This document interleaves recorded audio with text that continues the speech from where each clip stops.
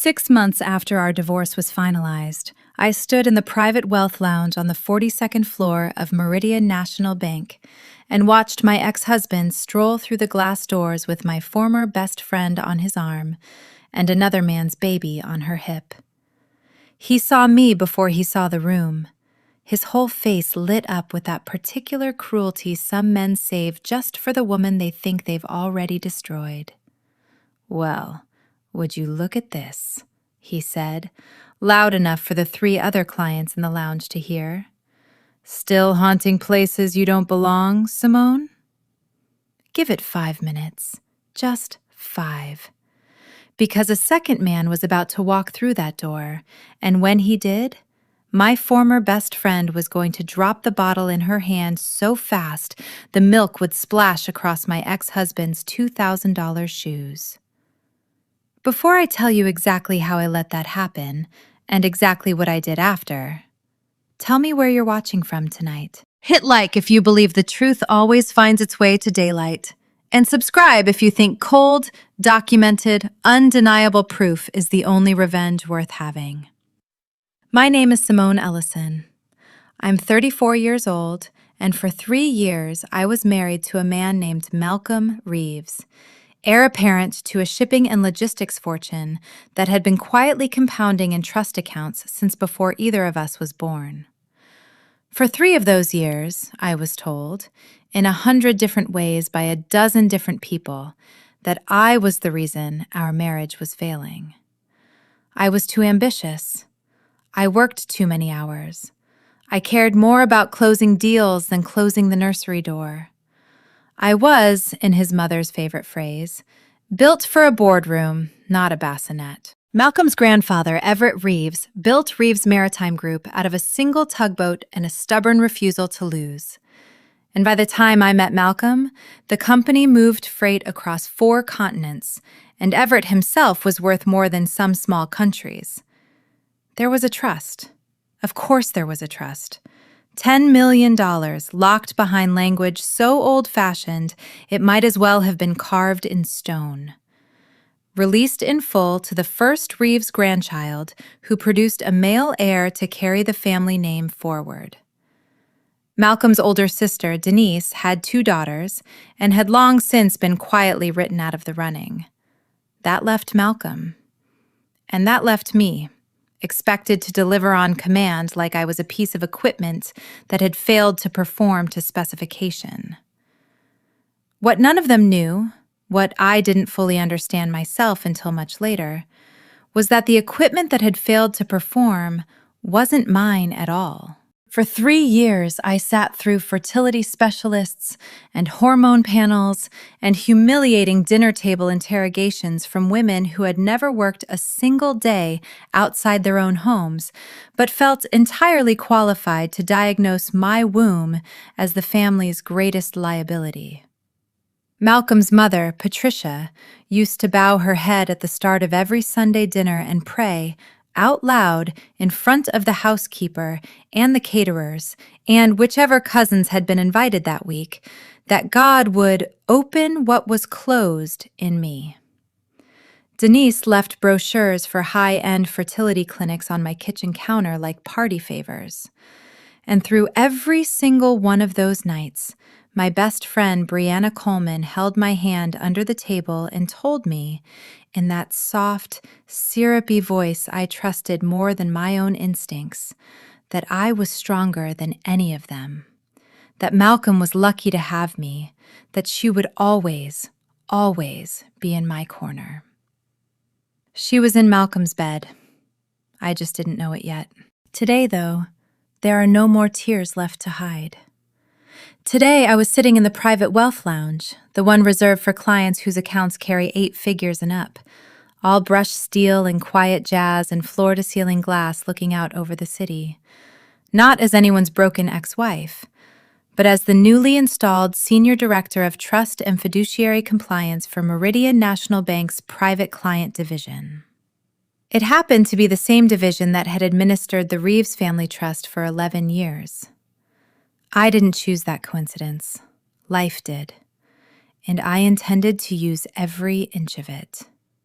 The lounge itself is the kind of space designed to make people forget that money is just numbers on a screen. Charcoal leather chairs deep enough to disappear into. A marble-topped bar staffed by a bartender who remembers your order after one visit. Floor-to-ceiling windows on 3 sides, the whole skyline laid out like it's auditioning for you. I was in the corner chair I always take. Cream silk blazer, tablet in my lap, reviewing quarterly disbursement flags before my 2 o'clock. I had exactly 1 hour before the kind of meeting that would end Malcolm Reeves's entire, carefully constructed life. And I had no idea, sitting there with my coffee going lukewarm, that he was about to walk through the door and hand me the last piece of proof I needed early. The heavy glass doors swung open. I felt them before I heard them, a change in the pressure of the room, that particular arrogance that announces itself before the person attached to it does. It was Malcolm.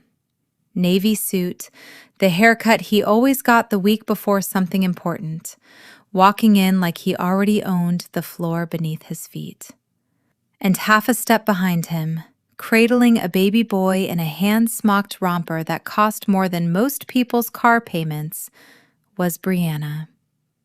She used to be soft-spoken, careful, the kind of friend who apologized before she'd even done anything wrong. The woman walking in behind Malcolm today had her chin up and her shoulders back, dressed in blush pink, playing the part of doting young mother so convincingly that if I hadn't known better, I might have believed it myself. Malcolm spotted me before he'd taken 3 steps into the room. I watched his reflection sharpen in the window glass before I even turned my head. Surprise flickered across his face for exactly half a second, and then it curdled into something else, something hungry. He lived for moments like this. He had been starving for one since the day the judge signed our divorce decree. He didn't hesitate. He crossed the lounge floor with his chest already puffed out, angling himself to make sure the 2 other clients near the bar could hear every word. "Well, if it isn't my favorite career-obsessed ex-wife," he announced, stopping just inches from my table, tilting his head down at me like he was inspecting something he'd found on the bottom of his shoe. "Let me guess.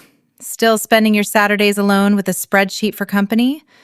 Tell me, Simone, are you here trying to find a doctor who can finally fix whatever's broken in you?" I didn't flinch. I didn't blink. I set my tablet face down on the marble table, crossed my legs, and let my gaze travel slowly up from his shoes to his face, giving him exactly the amount of attention a mildly interesting stranger deserves. Then I looked past him, to Brianna. She shifted the baby higher on her hip and offered me a small, tight, pitying smile, the exact same one she used to give me across a box of tissues when I cried about another negative test. "Simone," she said, honey dripping from every syllable. "It's been so long. We really didn't expect to run into you here. I hope everything's okay. We think about you, you know. We really do." "I'm perfectly well, Brie," I said, my voice flat and even, giving her absolutely nothing to work with. "I'm just handling some administrative matters this afternoon, but it looks like the 2 of you have been busy." Malcolm's chest inflated even further, if that were physically possible. "Busy building a real family," he said, gesturing at the baby like he was unveiling a trophy. "Look at him, Simone, a son. The future of this whole company rides on that boy right there, something you could never give me." He leaned in, close enough that I could smell his cologne, the same bottle he'd worn our entire marriage. "Leaving you was the single best decision I have ever made in my life. Why would I stay married to a barren, career-obsessed disappointment when I could build a real legacy with a woman who actually knows how to be a wife?" He wanted me to cry. He wanted me to stand up and storm out, to hand him the public collapse he could carry back to his mother and his sister as proof that leaving me had been righteous, inevitable, deserved. He wanted an audience for my humiliation. Instead, I laughed. Not a brittle, defensive laugh, a real one. Low, easy. The kind of laugh that comes from a woman who is sitting on a secret so large it could level a building. Malcolm's face twisted. You think this is funny? You think my son is a joke? Not even a little, I said, leaning forward just enough to make him look down instead of across. I think it's fascinating. You stand there so certain of your own perfection, so sure that everything wrong in that marriage was mine to carry. You've spent an entire year telling anyone who'd listen that leaving me was the greatest win of your life. I tilted my head. Let's see how long that win holds up. What is that supposed to mean? Brianna snapped, all the syrup gone from her voice in an instant, replaced by something sharper. She took a step back, gripping the baby so tightly he let out a small, startled whimper. You're just bitter, Simone. You're jealous because Malcolm chose a real family with me instead of staying stuck with someone who couldn't give him one. Get a life! I didn't blink. I kept my eyes locked on the pulse jumping at the base of her throat. I promise you, I am not obsessed with either of you, I said. I'm simply sitting here enjoying the view and marveling at the lengths some people are willing to go to secure a $10 million inheritance. Malcolm went rigid. The mention of the trust hit an exposed nerve, and for a fraction of a second, the arrogance slipped and something raw and afraid showed through underneath it. It made perfect sense now. Why they were here, on this floor, in this bank. His grandfather Everett had been managing his estate transition from a hospital bed for the last 2 months, and every quarterly disbursement now ran through this exact wing. Malcolm had brought his infant son here today like a golden ticket, ready to cash in on a fortune he believed was finally, unquestionably his, completely unaware that the ticket itself was counterfeit. You keep my family's money out of your mouth, he hissed, jabbing a finger toward me. You have no right to speak about my grandfather or that trust. You're nothing to this family anymore. You were replaced, upgraded. I took a slow sip of my sparkling water and let the silence stretch just long enough to be uncomfortable. Then I looked past Malcolm's shoulder, at the baby in Brianna's arms, at the fair light skin, the loose sandy curls, the pale gray-green eyes that didn't belong to a single member of the Reeves bloodline, as far back as any photograph in that family's albums went. I had known the truth about that baby since before the ink on my divorce settlement had dried. I set my glass down with a small, deliberate click against the marble.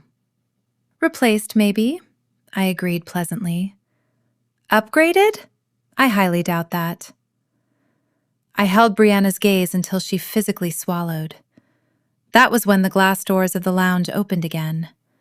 The man who walked through them was not who Malcolm was expecting, but his timing was, for my purposes, absolutely perfect. He was white, over 6 feet, broad through the shoulders, wearing a charcoal suit that fit like it had been tailored that morning. It was Trent Walsh, Malcolm's brother-in-law, married to his sister Denise, a commercial real estate developer who had made a career out of walking into rooms like he already owned the deed to them. Trent scanned the lounge, his eyes sweeping past the bar, past the seating area, and landing squarely on our group. The moment his eyes found Brianna's, the temperature of the room seemed to drop 10 degrees. She gasped, sharp, involuntary, and every ounce of color drained out of her face. Her hands began to shake so violently that her grip failed entirely. The bottle she'd been holding for the baby slipped from her fingers, hit the marble floor, and cracked open, sending a thick splash of formula across the toe of Malcolm's Italian leather shoes. "What is wrong with you?" Malcolm snapped, looking down at his ruined shoes in disgust, completely missing the sheer terror written across his new wife's face. "Watch what you're doing. These cost more than your car used to." He cared more about his footwear than the fact that Brianna looked one breath away from fainting. But I didn't miss it. I leaned back into my chair and I let a slow, dark smile spread across my face. Because I had just watched, in real time, the exact micro-expression I'd spent 4 months waiting for. It lasted less than a second, but it told me everything. Trent's confident stride faltered. His jaw tightened as he took in the spilled formula. The trembling woman crouched on the floor, scrambling to mop it up with a burp cloth, refusing, pointedly, desperately, to look up and meet his eyes. Watching Brianna kneel there, playing the panicked, apologetic wife, my mind snapped backward 2 years, to a Sunday dinner at the Reeves family estate that I hadn't let myself think about in months. Patricia had been serving plates that night, offering Malcolm the best cuts of prime rib while pointedly passing me the smallest, driest piece on the tray without a word. Denise sat across from me, loudly complaining about a coworker who just announced her second pregnancy, throwing not-so-subtle glances my way the entire time, before finally bowing her head to lead the table in a prayer that God would bless the family with a real woman who could carry on the Reeves name properly. I remembered sitting there, swallowing the humiliation like a stone lodged in my throat, staring at my water glass so I wouldn't have to look at anyone. And Brianna had been there. She was always there. My best friend since our sophomore year of college, the woman who'd introduced me to Malcolm in the first place at a mutual friend's rooftop birthday party, the one who followed me into the guest bathroom that same night and wrapped her arms around me while I cried, whispering, "You're so strong, Simone. Malcolm's lucky to have you. Don't let his family get to you. I'm always in your corner." I remembered walking back into that dining room afterward, red-eyed, composed, and catching, just for a second, just long enough, Brianna's hand brushing against the small of Malcolm's back as they passed each other in the hallway near the kitchen.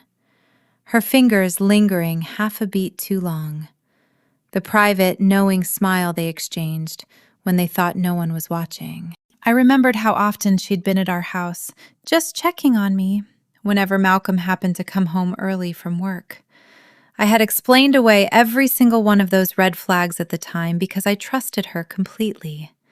Because I loved her like a sister.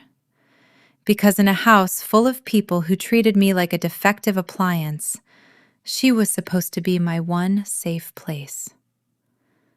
Watching her tremble on that lounge floor now, wiping up spilled formula like a frightened intern, the pieces I'd been quietly assembling for months finally clicked together with brutal, satisfying clarity.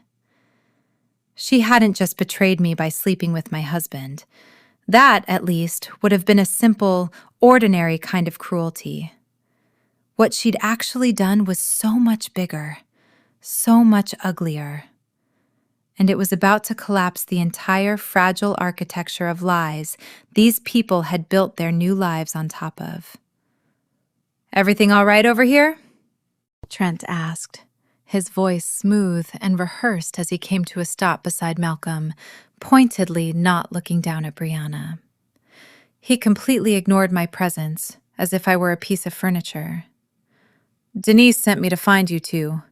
Your grandfather's care team wants to talk to family upstairs." Malcolm let out an irritated sigh, wiping the last of the formula off his shoe with a cocktail napkin from the bar. "Yeah, we're fine. Just some old garbage resurfacing."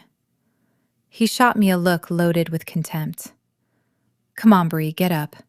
We've got a $10 million inheritance to secure, and I'm not wasting another second breathing the same air as her. Brianna scrambled up, hands still trembling, resettling the baby on her hip, eyes glued to the floor, too afraid to look at Trent, too afraid to look at Malcolm, and absolutely petrified to look at me. I stayed perfectly still. I didn't raise my voice, because real power never has to. "Go right ahead, Malcolm," I said, my words carrying easily across the quiet lounge. "Go on upstairs. Show your grandfather that beautiful, fair-skinned son. Show him the future of his bloodline. But remember exactly how you feel standing here right now, bragging to the useless woman you threw away. Because the higher you climb on that particular pedestal, the harder the ground is going to hit when I take the foundation out from underneath it." Malcolm scoffed and shook his head, already turning toward the elevator bank, expecting Brianna to fall in line behind him without question. Trent turned to follow, and that was when I caught his eye, one beat before he could look away. I offered him a slow, razor-edged smile. The color drained straight out of his face. He knew that I knew, and somewhere in the back of his mind, he understood that the thread holding his entire double life together was wrapped tightly around my finger, and I had every intention of pulling it. Malcolm didn't make it to the elevators. His fragile ego couldn't survive my silence any better than it could survive the dismissive little smile I'd offered Trent. He spun back around, jaw tight, and marched straight back toward my table, Brianna trailing after him like a nervous shadow. "You think you're being clever?" he demanded, planting both hands on the marble table and leaning in so close I could count the pores on his nose. "Sitting here in your little bank blazer, throwing out vague threats like you actually matter? You're a compliance drone, Simone. You process paperwork. You don't get to talk to me like you have any power over my life."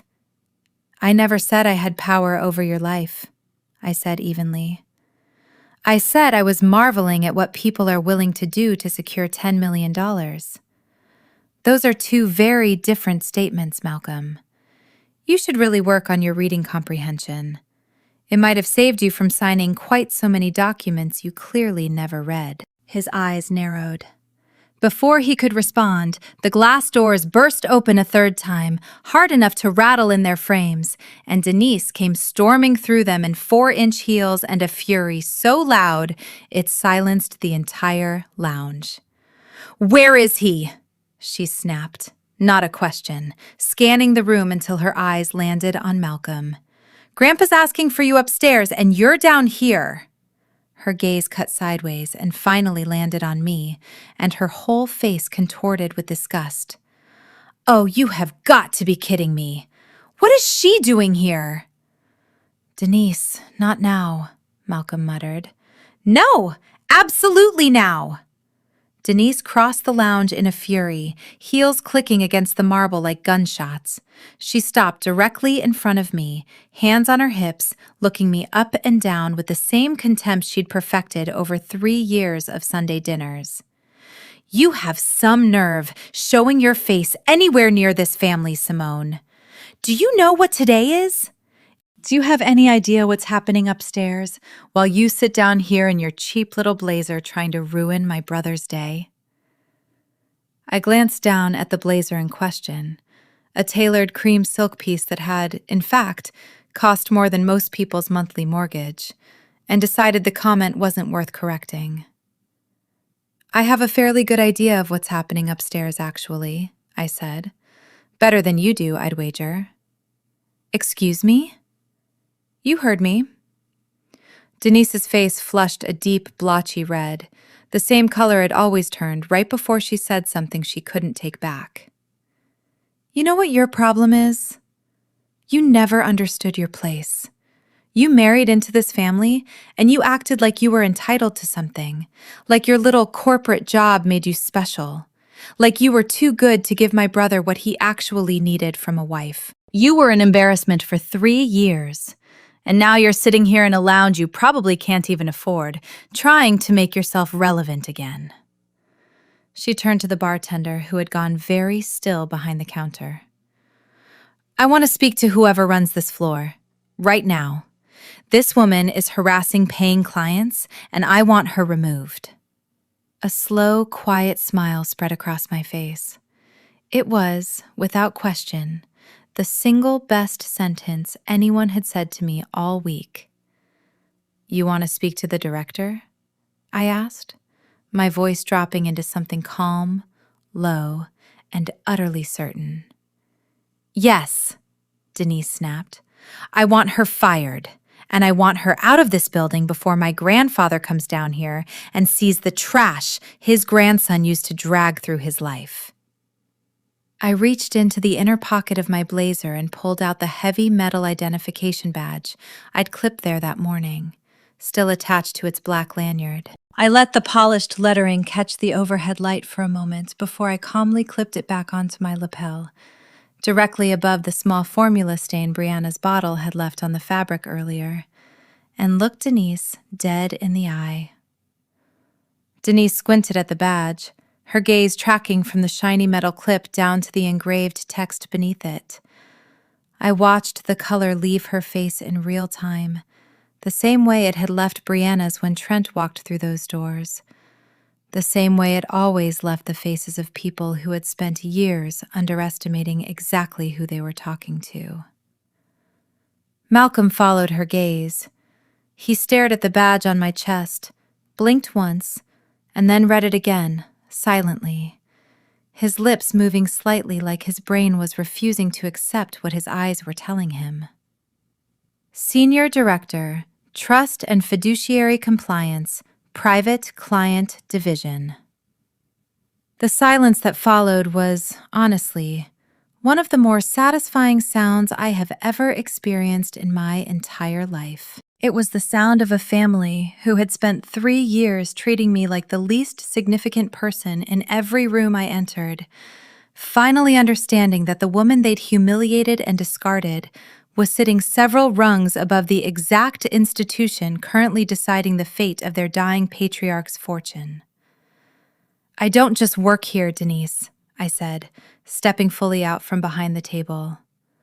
I oversee compliance for every trust and fiduciary account this bank manages for private clients, including, as of 11 years ago, the Reeves Family Trust your grandfather set up. I review disbursement flags. I sign off on distribution eligibility. I am, in fact, the exact person your family's $10 million payout has to pass through before a single dollar of it moves anywhere. I let that settle over the room for a second. So to answer your question, yes, I am the director you'd like to speak to. Denise stumbled half a step backward, her heel catching against the marble, and grabbed Malcolm's arm for balance. He didn't offer her any support. He was too busy staring at me with the particular expression of a man who has just watched the ground open up beneath his own feet. But you, he stammered. You were a mid-level analyst when we got divorced. There's no way How is this even possible? Because unlike you, Malcolm, I didn't need a dying man's trust fund to build a career, I said coolly. I worked 80-hour weeks. I earned 2 promotions in 14 months by catching exactly the kind of financial irregularities most people never bother to look for. While you were busy draining our joint accounts to buy an engagement ring for my best friend, I was busy earning a seat at this table. And as it turns out, that seat gives me an extremely clear view of your finances. Behind us, near the bar, a man in a dark suit had already begun moving quietly toward our group, and I gave him the smallest, most deliberate nod. Damon had been head of floor security for the private wealth wing for 6 years, and in that time he had developed a genuinely impressive talent for materializing exactly when he was needed. These 2 individuals do not have clearance for this lounge, I told him, gesturing at Denise and Trent, who had drifted back into the group and gone very quiet. They've disrupted a client-facing floor and made threats against a member of the compliance team. I'd like them escorted out. If either of them resists, feel free to involve building security downstairs." "Yes, Director," Damon said, already snapping his fingers to bring 2 more guards over. "You can't do this!" Denise sputtered, though her voice had lost most of its earlier fire. "Do you have any idea who my family is?" "I have an extremely detailed idea of exactly who your family is," I said. "That's rather the point." Trent, ever the coward, immediately raised both hands in surrender and started tugging Denise toward the doors before she could dig herself in any further. "We're leaving," he muttered. "Denise, come on, don't make this worse." She resisted for one more furious second, glaring at me with a mixture of hatred and disbelief that I found, honestly, deeply satisfying to witness, and then let him pull her out through the glass doors in complete, undignified silence. That left Malcolm and Brianna standing alone in the middle of the lounge, exposed, cornered, and entirely out of moves. I brushed a stray drop of spilled formula off my sleeve and turned my attention fully back to my ex-husband.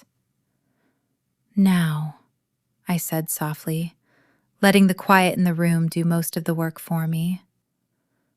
"Let's talk about your grandfather's medical expenses." Malcolm's chest started rising and falling faster. "What about them?" "They're substantial," I said. "Round-the-clock cardiac care isn't cheap, even for a man worth what your grandfather's worth, which is exactly why it's so unfortunate that the account he's been drawing on to cover them has an authorized secondary signer whose transaction history I've spent the last 4 months auditing." The color drained out of his face so completely I could actually watch it happen, like something physical leaving his body. "We need to talk," he said, his voice dropping, low and shaking. "Privately. Now."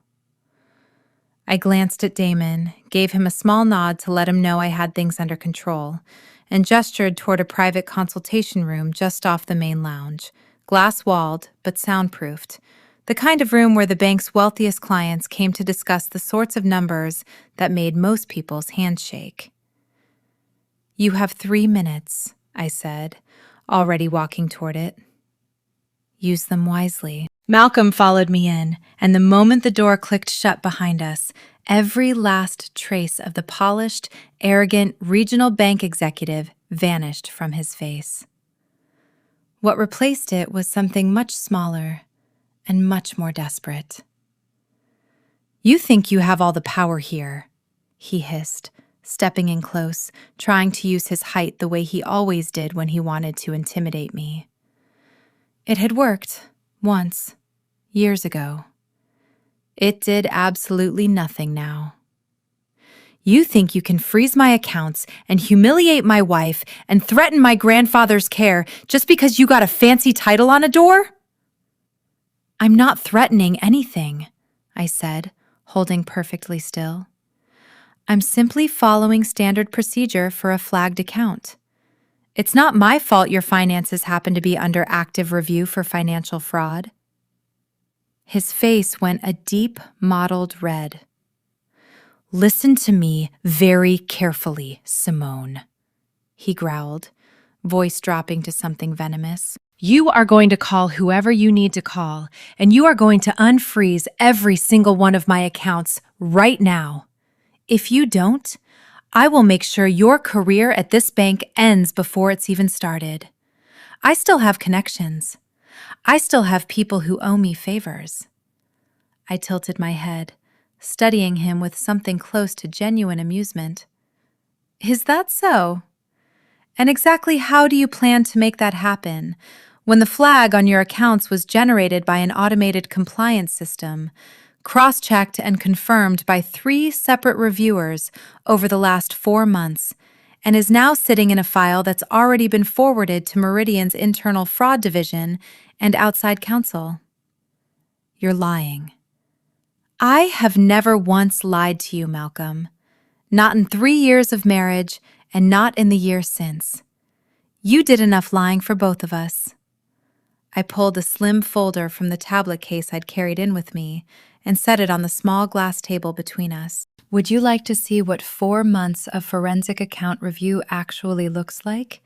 Or would you prefer to keep pretending you don't already know exactly what's in here? He didn't reach for it. He didn't need to. I watched his eyes flick to the folder and then away, like even looking at it directly might make it more real. During our marriage, I said, opening it myself, you took out a secondary line of credit against our joint brokerage account without my signature, forging it on the authorization form 6 weeks before you filed for divorce. You used $81,000 of that credit line to purchase a 4-carat engagement ring for Brianna, 4 months before our divorce was even finalized, while you were simultaneously telling the court, under oath, that our marital assets consisted solely of the checking account and the furniture. I turned a page. You then told the judge, again under oath, that you had no outstanding debts in your name. You perjured yourself twice in one hearing, Malcolm. And you did it so casually, I don't think you even registered it as a lie by the time the words left your mouth. That ring was a gift, he said weakly. My mother gave me the money for it. Your mother's bank statements say otherwise, I said. I've already pulled those too. Would you like me to keep going? He didn't answer. His jaw worked silently, the muscle in his cheek jumping. Here's the part I actually find fascinating, I said, leaning back slightly. You didn't need to do any of it. You could have simply divorced me honestly. You could have told the truth about the affair, split our modest joint assets fairly, and walked away with your dignity mostly intact. Instead, you chose fraud. You chose perjury. You chose to systematically drain funds out of an account with my name on it and hide it from a judge because some part of you understood, even then, that the story you were telling everyone, the poor, wronged husband abandoned by his cold, barren wife, wouldn't survive contact with the actual math. You don't know what it's like, he said suddenly, voice cracking. Being told your entire life that you're only worth something if you can produce an heir. You don't know what it's like to sit across from a dying man who's decided your entire value as a human being comes down to whether or not you can hand him a grandson before he stops breathing. For one brief second, I almost felt something. Almost. You're right, I said. I don't know what that's like. I know what it's like to sit across from a family that decided my entire value as a human being came down to my uterus. And I know what it's like to watch my own husband stand silently at the head of that table, nodding along every single time. You didn't just fail to defend me, Malcolm. You built your entire self-worth on the same broken foundation your family handed you. And then you decided it was easier to blame me for the cracks than admit the house was rotten to begin with. He wiped a hand roughly over his face. None of that changes what I have upstairs. I have a son, Simone, a real one. Whatever you think you've dug up about a stupid loan, it doesn't erase the fact that I finally have what this family needed. What you couldn't give me. I had been waiting 3 years to say what came next. About that, I said quietly. I need you to sit down. He didn't sit. He just stood there, arms crossed, jaw set, radiating the particular stubbornness of a man determined to keep believing the version of events that let him sleep at night. Do you remember the health and beneficiary disclosure your grandfather's estate attorney required from every eligible heir before disbursement, back when you and I were still married? I asked. A standard genetic verification clause, buried in about 40 pages of trust language nobody actually reads. Your grandfather added it after a cousin on your mother's side tried to pass off an adopted child as a biological heir back in the 90s. Everett doesn't like surprises, so the trust requires DNA confirmation of lineage before any male heir triggers full disbursement. It's boilerplate. It's been sitting in that document for almost 30 years, completely irrelevant, because no one had ever needed to actually invoke it. Malcolm's face went very still. Until today, I said. Because as the compliance officer overseeing this disbursement, I received the lab's confirmation report 2 days ago, ahead of your family's scheduled meeting, as part of standard pre-distribution processing. I wasn't looking for it, Malcolm. I promise you that. It landed on my desk exactly the way it would have landed on any compliance officer's desk, attached to a file with your name on it. What did it say? He asked, and his voice had gone very small. It said the child currently in Brianna's arms shares no biological markers consistent with the Reeves paternal line, I said. It said, instead, that his genetic profile is a 99.998% match for paternal relation to Trent Walsh. The silence in that glass room was so complete, I could hear the air conditioning humming through the vents. You're lying, Malcolm said, but there was no conviction in it anymore. It was just a reflex. The last thing his mouth knew how to say when his brain had nothing else left. I don't lie, Malcolm. I told you that already. I slid a single page across the table, the summary page only, the identifying details redacted, exactly as protocol required, but the conclusion line printed clear as day at the bottom. I imagine that's why Brianna looked like she'd seen a ghost the second Trent walked through those doors earlier. She's known for a while. I'd guess close to a year, honestly, given the math on his birthday. She just never expected the two of you to be standing in the same room at the same time before the trust attorneys got involved. Malcolm picked up the page with hands that weren't quite steady. He read it once, then again. I watched something break behind his eyes. Not sadness, not yet. Just pure, disbelieving shock. The particular horror of a man realizing that the entire narrative he'd built his new life around, the story that had let him walk into that lounge an hour ago and mock the woman he'd actually wronged, had been a lie from its very first sentence. She told me the timing worked, he said, almost to himself. She swore the dates worked. I didn't even think to ask for a test. Why would I ask for a test? She was my wife. You didn't ask for a test, I said gently. Because you wanted so badly to be the man who finally solved the family's problem, that you never once stopped to consider whether the solution was real. You were so desperate to stop being the disappointment that you married the first woman who told you exactly what you needed to hear, and you never once asked yourself why a baby born to a black father and a black mother came out with your brother-in-law's eyes. Malcolm sank into the chair across from me, the folder still shaking slightly in his hands. My grandfather, he said. Oh God, my grandfather's meeting with the trust attorneys in 40 minutes. He's going to sign the disbursement paperwork thinking, he's not going to sign anything, I said. Not today. The moment that lab report crossed my desk, I was legally required to flag the disbursement file and route it to the estate's outside counsel before any funds move. That happened 48 hours ago. Your grandfather already knows, Malcolm. He's known since yesterday afternoon. Malcolm's head snapped up. He knows? He requested the meeting himself, I said. The one you think you're walking into to collect $10 million? You're actually walking into a meeting your grandfather scheduled specifically because he wanted to look you in the eye and hear you explain, in person, exactly how you planned to accept an inheritance built on a lie you either told deliberately or were too careless to catch.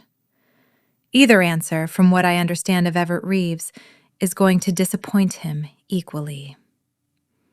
Malcolm's whole body seemed to fold in on itself. The man who'd walked into that lounge an hour ago, strutting like he owned the entire floor, was gone, replaced by someone smaller, grayer, unraveling in real time. "Simone, please," he said, and his voice cracked on my name in a way I hadn't heard since the week his father died, years ago, back when I still loved him enough for it to hurt me too. "You have to help me. Unflag the account. Tell them it was an administrative error. You have access. You could make this go away before he signs anything, before the lawyers get involved. I'll pay back every cent of the $81,000, I swear on my life. Just give me time, please. Just a little time."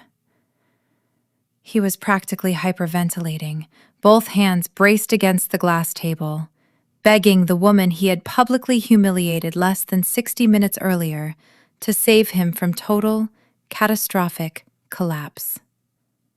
"Time," I repeated, tilting my head. "You want me to give you time to fix a decision you spent 3 years making, one deliberate choice at a time?" "Yes," he said, nodding rapidly, eyes wet. "Please, just time." I placed both hands flat on the table and leaned in until my face was only inches from his, close enough that I wanted him to see exactly how little was left behind my eyes when I looked at him now. "Your betrayal wasn't one mistake, Malcolm," I said, and I made sure every word landed precisely where I wanted it to. "It was thousands of small, deliberate choices stacked one on top of the other for years. You chose to bring my best friend into our marriage bed. You chose to forge my signature on a credit application. You chose to lie to a judge, under oath, about assets you knew existed. You chose to walk into this very lounge an hour ago and tell an entire room full of strangers that leaving me was the greatest decision of your life. Every single one of those was a choice. And you don't get to reclassify 3 years of choices as one unfortunate accident just because the consequences finally caught up to you in a room with better lighting." "Simone," he said, voice breaking further, "have mercy, please." "Mercy," I said, tasting the word like it was unfamiliar to me, though we both knew it wasn't. It was simply a word I had run entirely out of a long time ago. "You want me to save your inheritance. You want me to save your reputation with your grandfather. But where was that desperate energy when I was crying on our bathroom floor at 2 a.m. because your mother told me at dinner that I was, in her exact words, a waste of a wedding ring? Where was your mercy when you used money from an account with my name on it to buy a diamond for the woman who'd spent 3 years pretending to comfort me while she slept with you? Where was your compassion 60 minutes ago, Malcolm, when you stood in this exact lounge and told an audience that leaving me was the best decision you'd ever made?" He didn't answer. He couldn't. There was nothing left to say that wouldn't make it worse. I straightened, smoothed the lapel of my blazer over the formula stain that had already dried into the fabric, and looked over toward the glass wall, where Damon had been quietly watching the entire exchange without a word. "Damon," I said, my voice carrying clearly through the door he opened at my signal. "Please escort Mr. Reeves off this floor. He no longer has clearance in the private client division, effective immediately. And given the active fraud review on his accounts, I'd like him formally logged as restricted for the duration of the investigation." Malcolm's head snapped up, eyes wide with something close to genuine panic. No, Simone, wait! You can't do this. You loved me once. You promised, back at our wedding, that you'd stand by me. Two of Damon's guards stepped forward and, with quiet, practiced efficiency, took him by each arm and guided him up out of the chair. He didn't fight it, not really. He was too hollowed out for that. But he kept talking as they walked him back through the consultation room door and out across the lounge, his voice climbing with every step. "Simone, please," he said, loud enough now that the remaining clients near the bar all turned to look. "Give me one more chance. Don't let them take everything from me. I built a life. I built a whole life." I stood in the doorway of the consultation room and watched him go, and I let myself feel exactly nothing. "You built a life out of someone else's ruin, Malcolm," I said, my voice carrying across the lounge one final time. "The moment you stood in this lounge an hour ago and called your barren, useless ex-wife a joke in front of a room full of strangers, you lost the one person on this earth who might have actually helped you carry the weight of what you were about to find out today. Take him downstairs, Damon." The heavy glass doors swung shut behind them, and the silence that followed was, without exaggeration, one of the most beautiful sounds I have ever heard in my entire life. Brianna hadn't left. She was still standing near the marble bar, the baby now quiet and half asleep against her shoulder, staring at me with an expression I couldn't fully read, somewhere between terror and something almost like relief, as if a weight she'd been carrying alone for over a year had finally, publicly, been set down. "You knew," she said quietly, once the lounge had mostly emptied out and it was just the two of us and the low hum of the espresso machine behind the bar. "This whole time. You've known, and you let us walk in here today like idiots." "I've known for 4 months," I said. "Since the lab report first crossed my desk in a routine batch, months before it became relevant to anything happening today. I didn't plan any of this, Bree. I promise you that. I didn't summon Malcolm here, and I certainly didn't summon Trent. Life just has a habit of putting all the necessary people in the same room eventually, if you wait long enough." She swayed slightly, pressing her lips together, and for a moment I thought she might actually cry. Real tears, not the performative kind she used to produce so effortlessly whenever it served her. "I loved you," she said. "That part was real. Whatever else happened, I want you to know that part was real." "No," I said, and I said it without any anger at all, which surprised even me. "I don't think it was. I think you loved having someone who trusted you completely, who told you everything, who cried in your arms and thanked you for being there. I think you liked being needed. But loving someone means you don't spend 2 years sleeping with their husband while you hold their hand and call them strong. Those two things can't both be true, Bree. I've had a long time to sit with that math, and it just doesn't add up, no matter how many ways I try to make it." She didn't argue. She just stood there, rocking the sleeping baby slightly, and I found myself, for the first time since this whole nightmare began, looking at that child without any residual bitterness at all. He hadn't asked for any of this. He hadn't chosen the family that was about to implode around him before he'd even learned to walk properly. "What happens now?" she asked. "That's not really up to me," I said. "Trent's married to Malcolm's sister. Malcolm's under investigation for fraud and perjury. You've spent the better part of 2 years building a life on a story that a single lab report just tore apart in front of the exact people you were trying to impress with it. I'd imagine the next few months are going to be considerably more complicated for you than anything I could design on purpose." Something in her expression cracked, just slightly. "You could have told me privately," she said. "Before all of this, you could have warned me." I studied her for a long moment. "I thought about it," I admitted. "I thought about it more than you'd probably believe.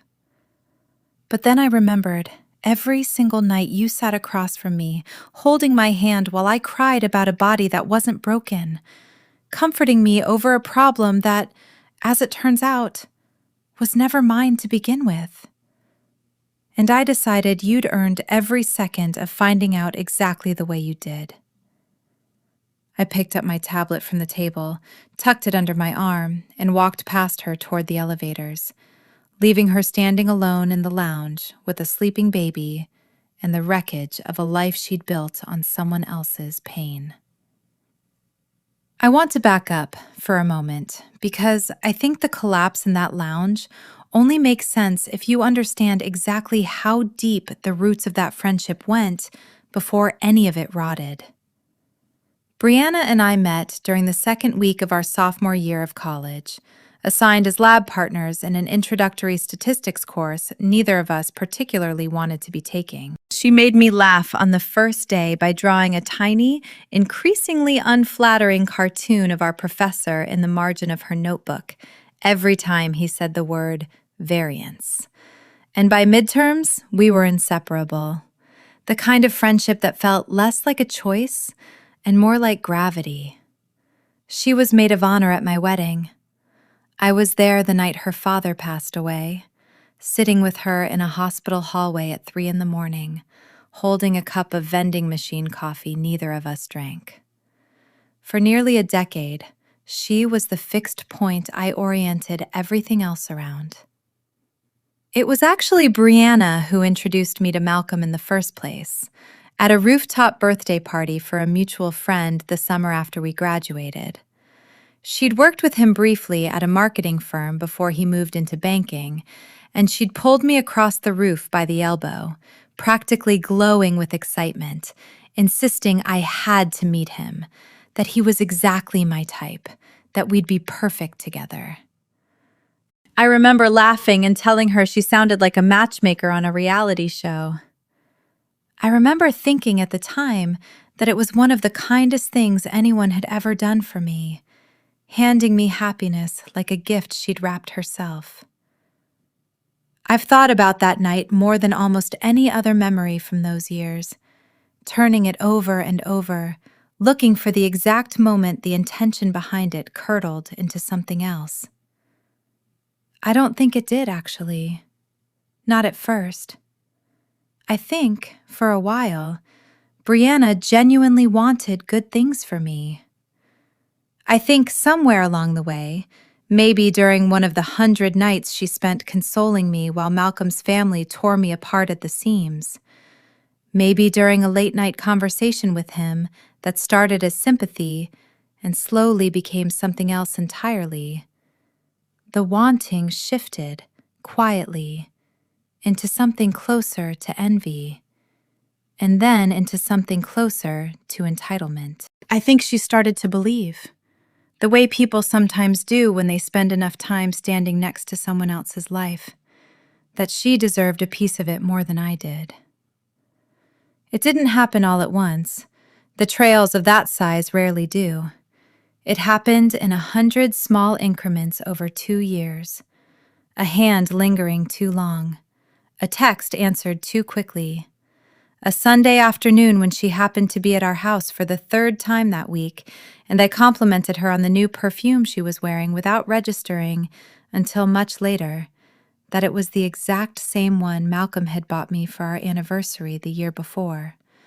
Quietly returned to the store 2 weeks after I opened it because, he'd claimed at the time, it didn't suit me.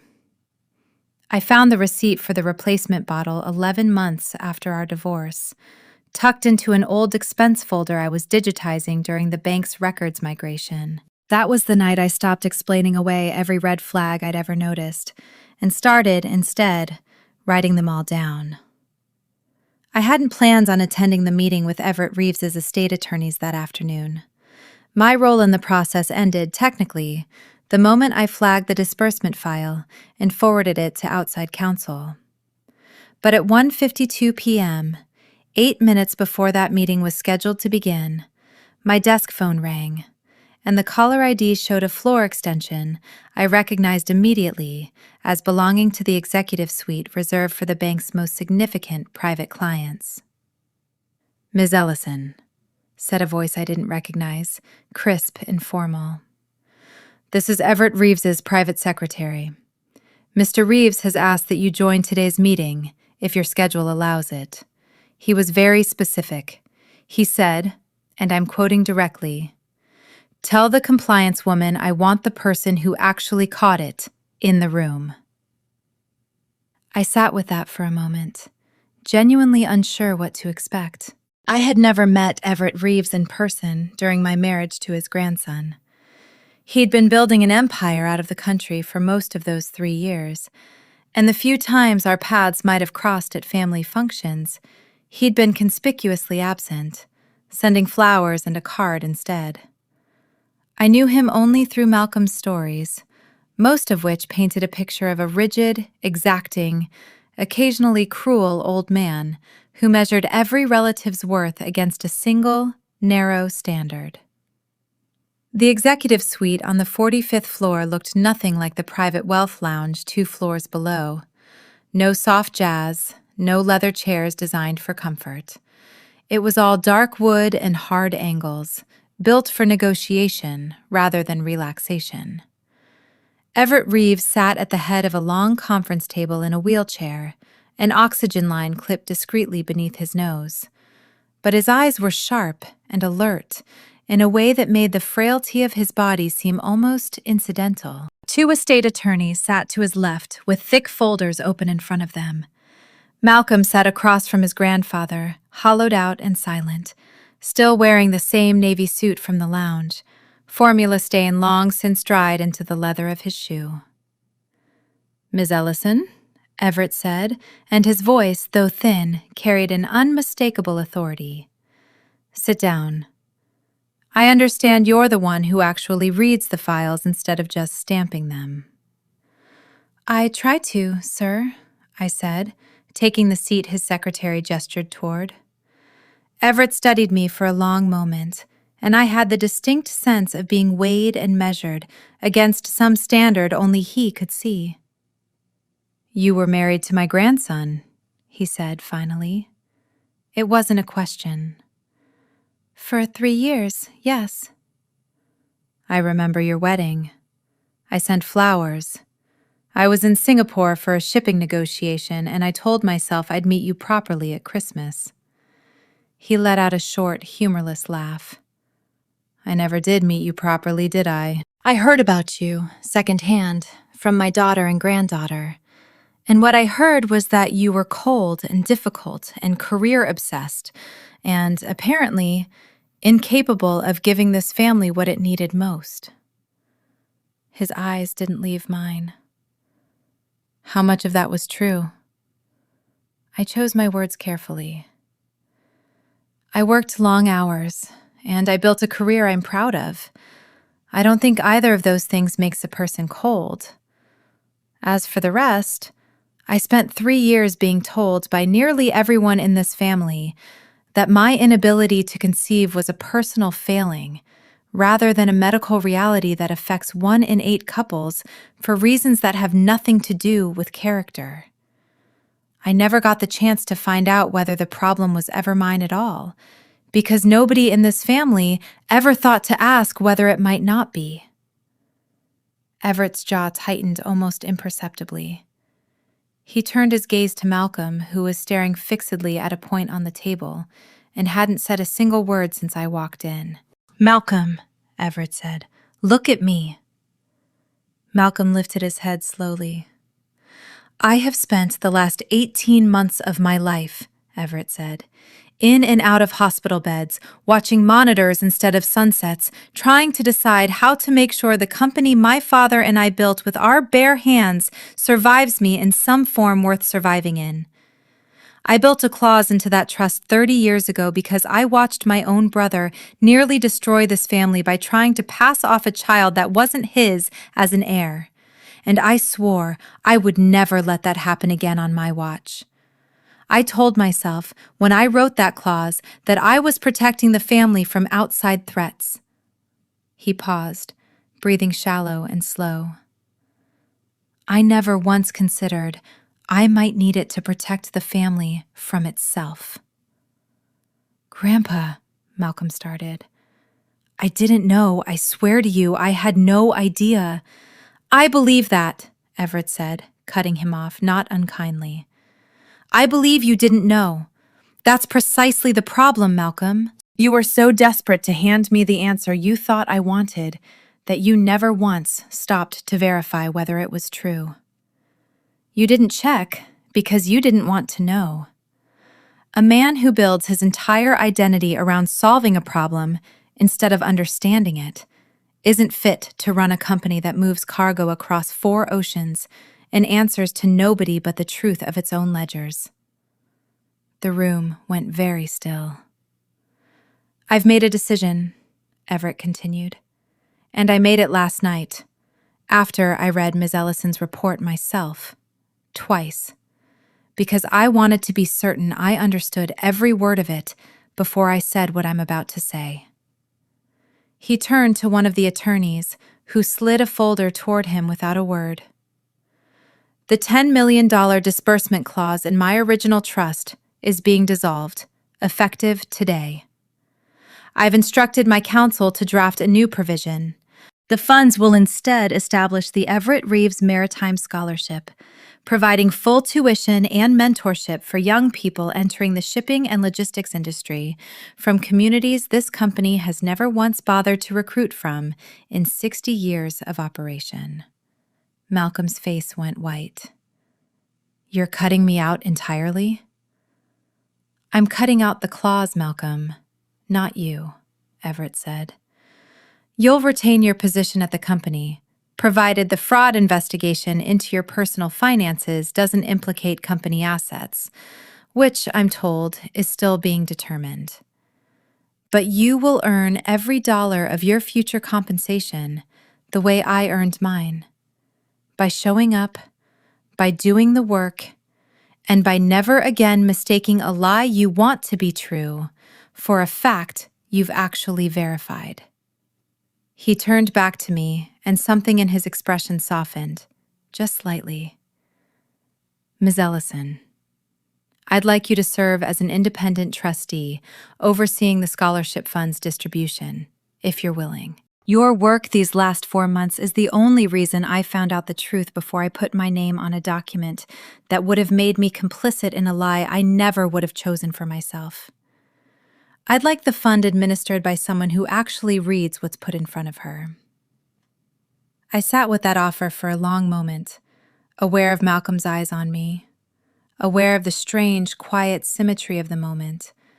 The man who had once been told over and over that she wasn't worth the family's investment, now being asked by its patriarch to help decide who was. I'd be honored, I said. On one condition. Everett raised an eyebrow. Go on. The scholarship shouldn't just recruit from communities the company's ignored, I said. It should specifically prioritize young women in finance and logistics, and it should include a mentorship component that actually follows through past graduation, not just a check and a photo op. I've watched too many talented people get handed an opportunity and then abandon the moment the cameras leave. If we're going to do this, I want it to actually change something. Everett studied me for a long moment, and then, for the first time since I'd walked into that room, he smiled. A small, tired, genuine thing. Now I understand why my grandson lost you, he said. Draft the amendment, he told his attorneys. Exactly as she said. 6 weeks later, I was sitting in my new office, an actual office now, with a door that closed and a window that looked out over the river instead of a shared cubicle wall. When my attorney called to walk me through the final terms of the fraud restitution settlement, Malcolm had been formally charged with 2 counts of forgery and 1 count of perjury related to the divorce proceedings, on top of a civil suit I'd filed separately to recover the $81,000 he'd taken from our former joint accounts. His attorney, apparently sensing that a jury trial would only give a wider audience to a story that already had the entire Reeves social circle whispering behind cocktail glasses, pushed hard for a settlement. Malcolm agreed to repay the full $81,000 plus interest, entered a plea deal on the forgery charge that came with 2 years of probation and a permanent mark on his record, and, this was the detail I savored longest, was formally removed from any signing authority on Reeves Maritime Group's financial accounts for a minimum of 5 years, per conditions his own grandfather insisted on adding to the settlement himself. He kept his job, technically. Everett hadn't lied about that. But the job Malcolm returned to bore almost no resemblance to the one he'd left. He'd been quietly moved out of the executive floor and into a mid-level operations role in the Baltimore office, 3 states away from the family estate, reporting to a regional director who had no particular reason to care about the Reeves name. I heard, secondhand, through a mutual contact who still worked in the private wealth division, that he'd started therapy. I genuinely hope that part is true. Not because I've forgiven him. Forgiveness was never really the goal. But because a man who spends the rest of his life blaming everyone around him for the consequences of his own choices is a man who will simply go on making the same choices over and over in every room he's allowed back into. Brianna's marriage, such as it was, didn't survive the month. Malcolm filed for divorce 11 days after the trust meeting, once the paternity results became part of the public record through the fraud investigation. I don't know the details of what happened between her and Trent. Whether there was ever a genuine relationship there beyond whatever desperate, secretive thing had produced a child. Or whether Trent simply panicked the moment his own marriage to Denise was threatened and cut every tie he could find. Denise, for her part, filed for divorce from Trent within the same week, and from what I understand, through the extremely efficient gossip network of people who used to be my in-laws, she took the 2 houses, most of the retirement accounts, and full custody of their daughters without much of a fight from him at all. Brianna moved back in with her mother in Ohio. I heard that from a mutual college friend who reached out a few weeks after everything unraveled, less out of malice and more, I think, out of a genuine need to process what had happened to someone who used to be a fixture in both our lives. I didn't ask for updates after that. I didn't need them. Whatever happens to Brianna Coleman from here isn't a story I need to keep following anymore. And I found, somewhat to my own surprise, that I don't particularly want to. Patricia, Malcolm's mother, the one who used to pray so loudly over my empty womb at every Sunday dinner, sent me a card, of all things, about a month after the settlement. I almost didn't open it.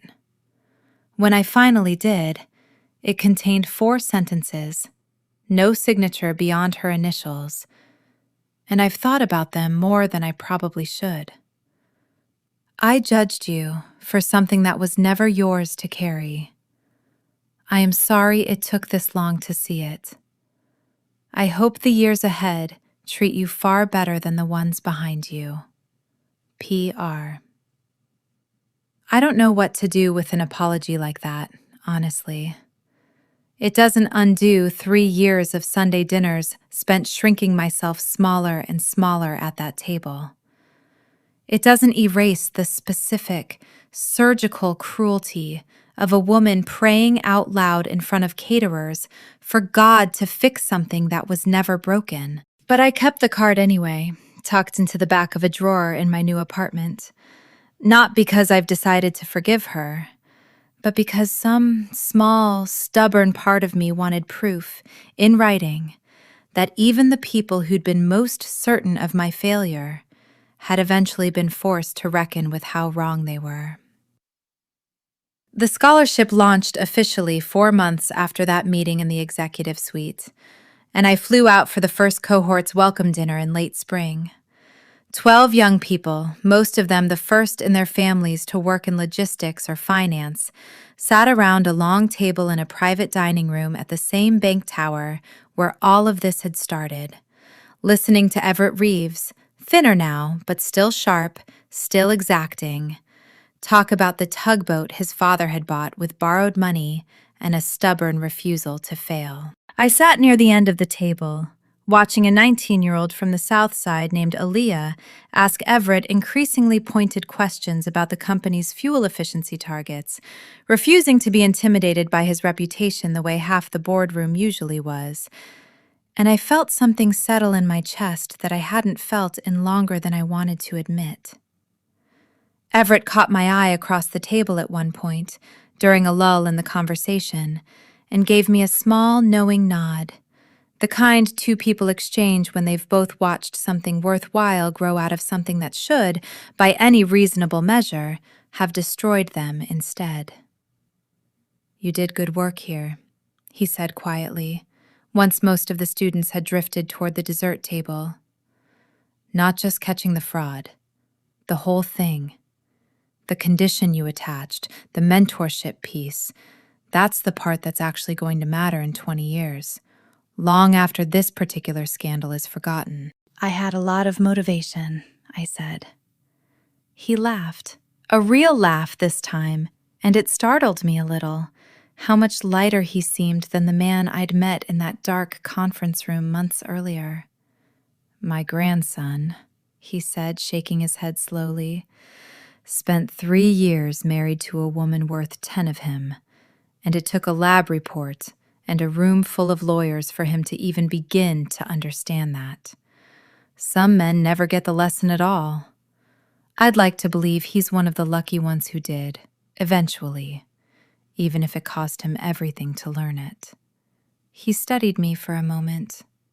"What about you? Are you one of the lucky ones?" I thought about that question longer than the moment probably called for.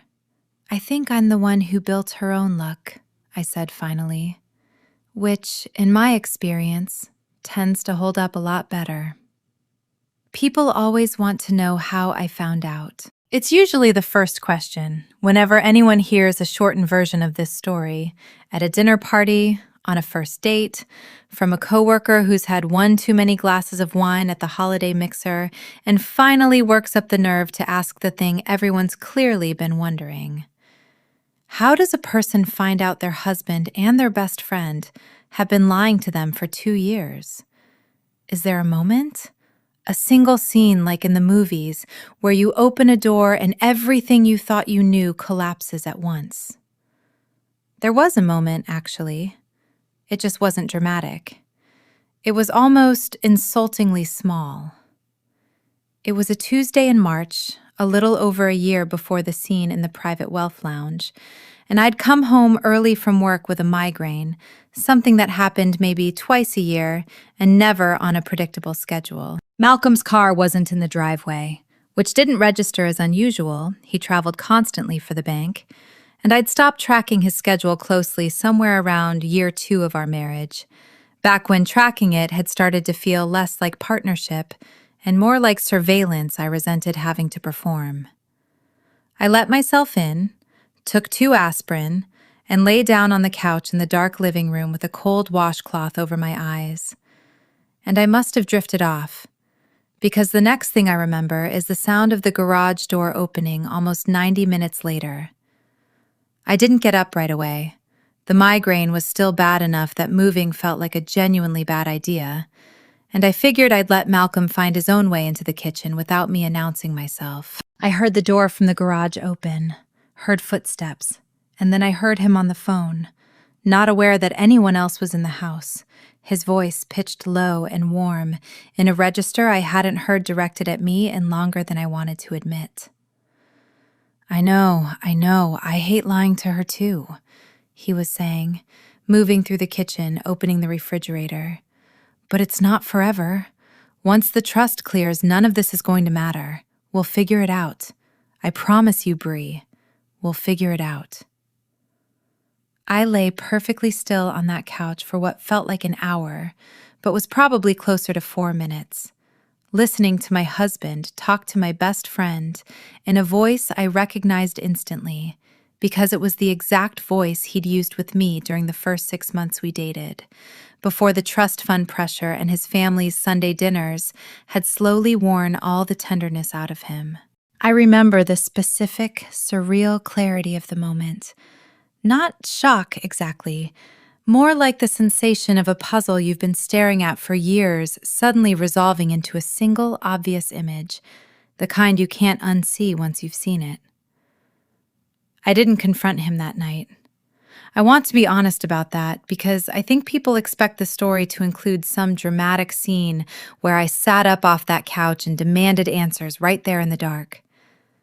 I didn't. I lay there with a washcloth over my eyes and a headache splitting my skull, and I let him finish his phone call. And I let him come find me on the couch 15 minutes later, full of practiced concern, asking how I was feeling, bringing me a glass of water like a devoted husband. And I let him believe, for exactly as long as it served me, that I hadn't heard a single word. It took me 4 more months to leave, not because I was afraid of him, and not because some small, foolish part of me was still hoping I'd misunderstood what I'd heard.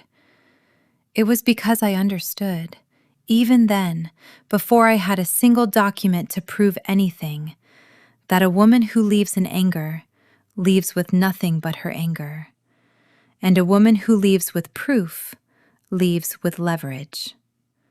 So for 4 months, I became someone I'm not particularly proud of, and also not remotely sorry for. I started keeping a private folder on a personal cloud drive Malcolm didn't know existed. I photographed receipts. I forwarded myself emails. I noted dates and times and the specific lies he told me on each occasion, cross-referenced against the specific lies he was, I later confirmed, telling Brianna during the exact same window. I sat through 2 more Sunday dinners, absorbing Patricia's prayers and Denise's brochures with a composure that felt, in retrospect, almost superhuman. Because I already knew something none of them did. That the entire narrative they'd built their contempt for me on top of was about to collapse. I filed for divorce on a Thursday in July, in an attorney's office 2 blocks from the bank where I now work, with a folder of evidence thick enough that my attorney reportedly told a colleague, in a conversation I only heard about secondhand, that it was the most thoroughly documented divorce filing she'd seen in a decade. Malcolm didn't see it coming. He genuinely believed, right up until the papers were served, that whatever was happening with Brianna existed in some separate, contained compartment of his life that had nothing to do with the marriage he came home to every night. Men like Malcolm are remarkably good at that particular kind of self-deception. They build entire second lives in plain sight and somehow convince themselves the walls between the two are load-bearing. He fought the divorce anyway, of course, once the shock wore off and the humiliation of being caught curdled into the same defensive cruelty I'd watched him deploy in that private wealth lounge a year later. That's when the financial deception started in earnest. The forged credit line, the hidden purchases, the perjury during the settlement hearing. He'd been caught, and rather than face the consequences honestly, he decided the better strategy was to walk away from the marriage, having quietly stolen as much as he could carry, while simultaneously rewriting the public story so that I became the villain in it. It's a remarkably common playbook, I've since learned, talking to enough women who've lived some version of this same story. The betrayal is rarely the last cruelty. It's usually just the first one. the one that makes all the others feel justified in the mind of the person committing them. I moved into a small one-bedroom apartment on the north side of the city that fall, furnished almost entirely with secondhand furniture and a single decent lamp I'd splurged on because I couldn't stand the idea of reading in bad light after everything else that year had taken from me. I remember sitting on the floor of that empty apartment the first night, surrounded by boxes, eating cold takeout out of the container, and feeling something I hadn't expected to feel at all in the wreckage of my own marriage. Relief. Not happiness, not yet. That would take longer, and it would arrive in pieces, unevenly, the way most real healing does. But relief, immediate and physical, like I'd been holding my breath for 3 years without realizing it, and had finally been allowed to exhale. I want to talk about the work, too, because I think people sometimes assume the career I built afterward was some kind of consolation prize, the thing a woman gets to distract herself with once the marriage and the family and the imagined future have all fallen apart. It wasn't a consolation. It was the one part of my life I never let anyone else's opinion of me touch. And looking back, I think that's exactly why it became the foundation everything else eventually got rebuilt on top of. I'd been working in the bank's mid-level analytics division for almost 4 years by the time the divorce was finalized, quietly building a reputation as the person who caught the discrepancies other analysts missed. Not because I was smarter than my colleagues, though I'd never claim false modesty about being good at my job, but because I'd developed, somewhere in the middle of my marriage, an almost obsessive relationship with documentation. I think now, with some distance, that the habit started as a coping mechanism. When you spend years being told that your reality doesn't match the story other people have decided to tell about you, you start keeping better records. You start needing proof, not just for other people, but for yourself. Some tangible evidence that the version of events happening inside your own head is actually the one that's true. That instinct, it turns out, translates remarkably well into forensic financial compliance. 6 months after my divorce was finalized, an opening came up on the Private Client Division's Trust and Fiduciary Compliance team, a specialized unit that reviewed high net worth accounts for exactly the kind of irregularities that most people, understandably, never think to look for. I applied on a Sunday night, half convinced I didn't have the specific credentials the posting seemed to want, and was called in for an interview 2 weeks later. The woman who eventually became my direct supervisor, a sharp, no-nonsense compliance veteran named Renata Osei, later told me she'd almost passed on my application because my resume looked, on paper, like it belonged to someone who'd want a slower, quieter role after what she guessed, correctly, had been a difficult few years. She changed her mind, she said, about 4 minutes into the interview, when she asked me to walk through how I'd handle a hypothetical account showing a pattern of small, irregular withdrawals just under the mandatory reporting threshold. And I didn't just explain the regulatory framework. I built out, on the whiteboard in her office, an entire flowchart for how I'd trace the pattern back to its source, cross-referencing 3 different data systems most junior analysts didn't even know existed. "You've clearly done this before," she said, only half joking, once I finished. I had, in a manner of speaking. I just hadn't done it professionally yet. I got the job. For the first year, I worked longer hours than almost anyone else on the floor, not out of some performative dedication designed to impress anyone, but because the work itself had become, quietly, the thing that made the rest of my life bearable. There's a particular kind of peace in spending your days finding the truth buried underneath layers of deliberate obfuscation, when you've spent the last several years of your personal life being told, over and over, that your own perception of reality couldn't be trusted. Every file I closed, every discrepancy I traced back to its source, felt like a small, private rebuttal to every person who'd once looked me in the eye and told me I was the problem. The Reeves account landed on my desk entirely by accident, or at least what felt like an accident at the time. Renata had assigned trust accounts to team members based on alphabetical rotation, a system designed specifically to prevent conflicts of interest, and by pure chance, my rotation happened to align with a quarter in which several of Reeves Maritime's fiduciary files required routine review. I remember the moment I saw the name on the file header, Reeves, Everett J., Trust Account 4471-B, and felt something cold settle in my stomach. I almost asked Renata to reassign it. Professional ethics would have supported the request. Conflicts of interest involving former in-laws are exactly the kind of situation compliance teams are trained to flag and route elsewhere. I didn't ask in the end, and I've thought a great deal since about why not.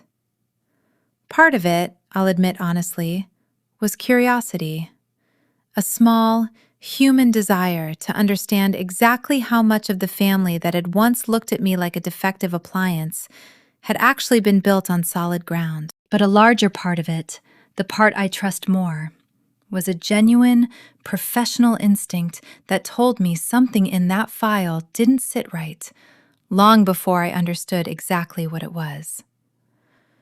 Malcolm had always talked about the trust's disbursement clause like it was an inevitability, a formality standing between him and money that was functionally already his. People who talk about money that way, in my experience reviewing hundreds of trust accounts over the years, are very often the same people who've never actually read the fine print of the document promising it to them. It took 3 months of careful, methodical review before the paternity verification clause even crossed my radar.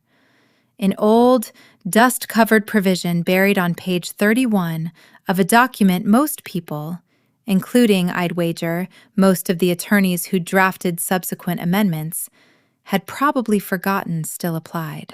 I flagged it purely as a procedural matter, initiating the standard genetic verification request the trust required before any male heir disbursement could be finalized, fully expecting it to come back as a routine confirmation, a box checked, a formality closed.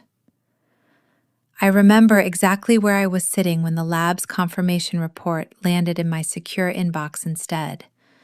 At my desk, a Tuesday afternoon, a cold cup of coffee going untouched beside my keyboard, the city stretched out gray and rain-soaked through the window behind my monitor. I read the summary line twice before I let myself fully absorb what it said. And then I sat very still for a long time, feeling something complicated move through me. Not triumph, not yet. And certainly not joy at the thought of the devastation this would eventually cause.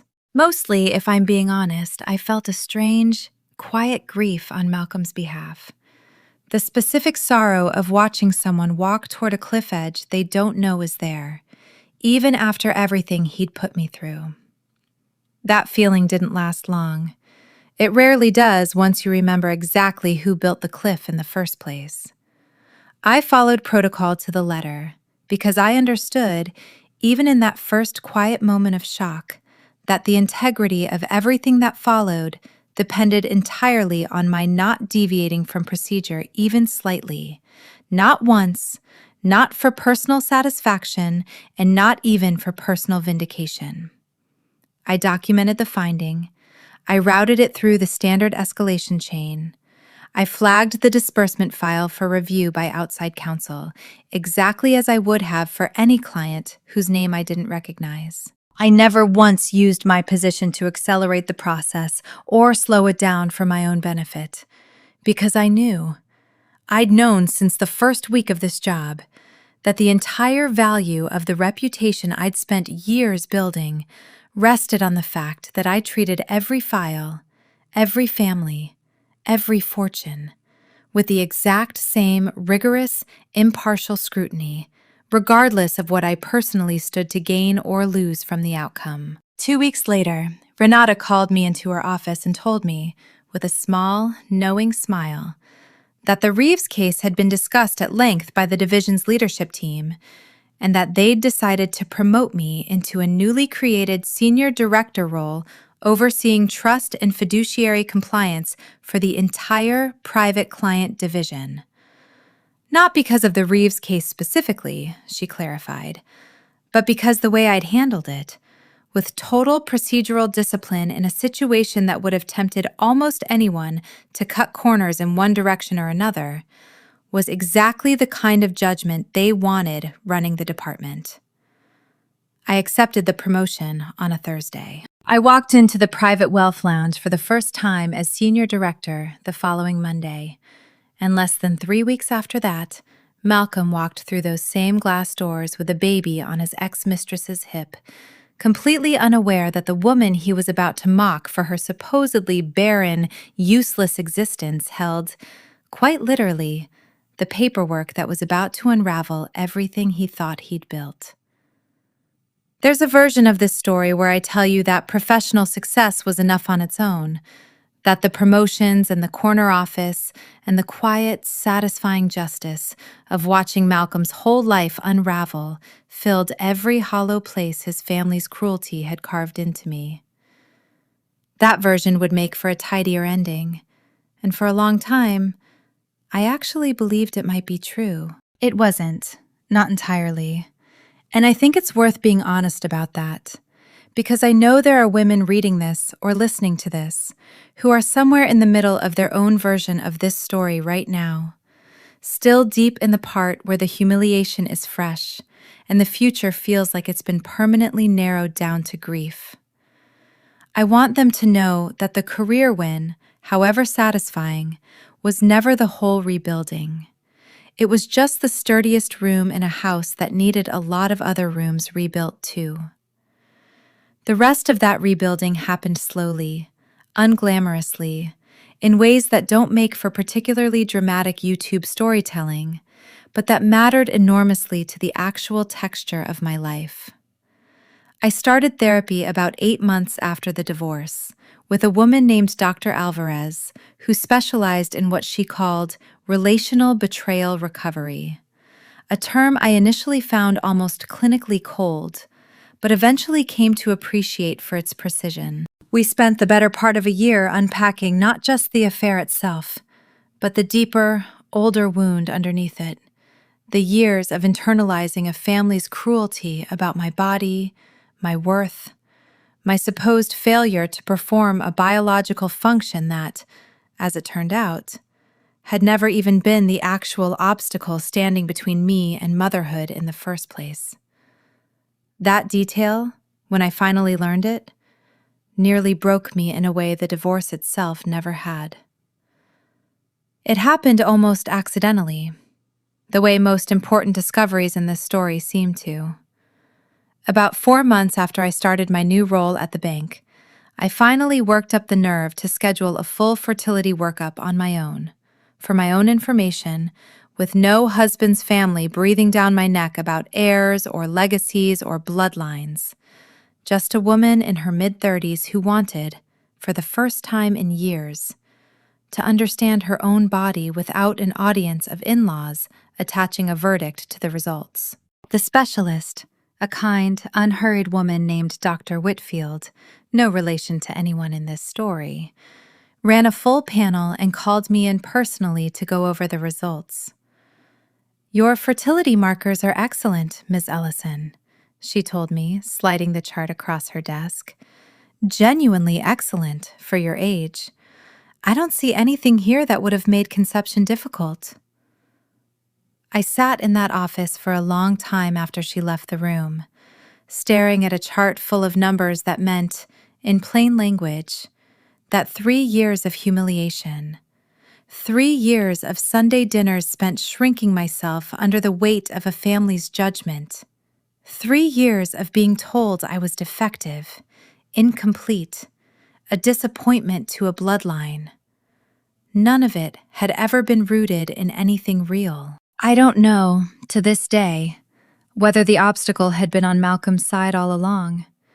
Some undisclosed issue he'd never told me about, possibly never even told himself about, or whether it had simply been the ordinary, unexplained kind of difficulty that affects countless couples for reasons medicine still can't fully explain. I never asked him. I decided, sitting in that office, that I didn't actually need to know.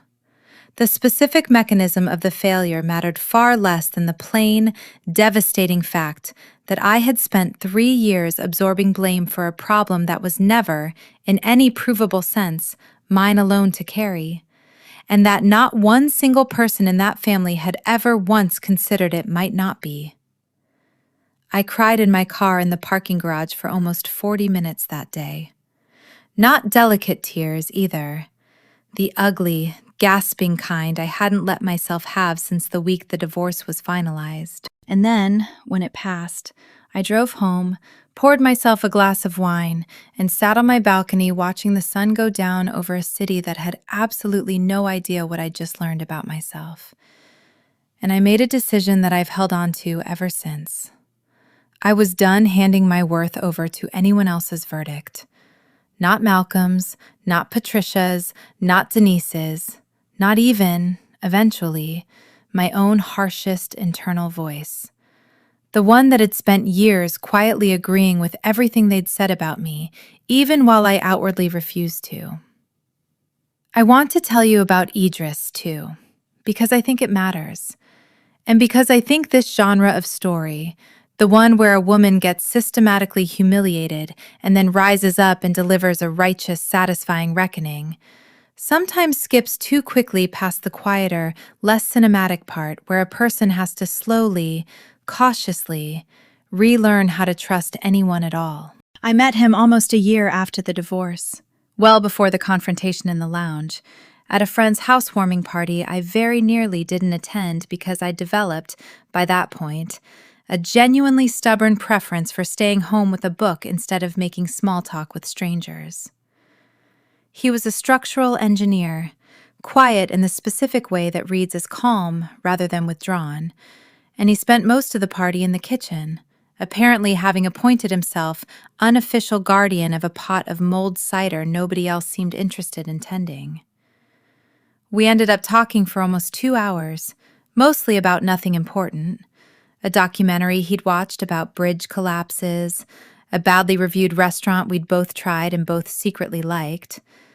And I remember driving home that night feeling something I hadn't expected to feel in longer than I could measure. Lightness. Uncomplicated and easy. The specific relief of a conversation that had asked absolutely nothing of me. I didn't tell him about the marriage for almost 2 months. Not out of secrecy exactly, but out of a genuine protective instinct to build something on solid footing before I let the wreckage of my last relationship anywhere near it. When I finally did tell him the whole story, or at least the parts I'd fully processed by then, since some of the worst of it hadn't even happened yet, he didn't do any of the things I'd half braced myself for.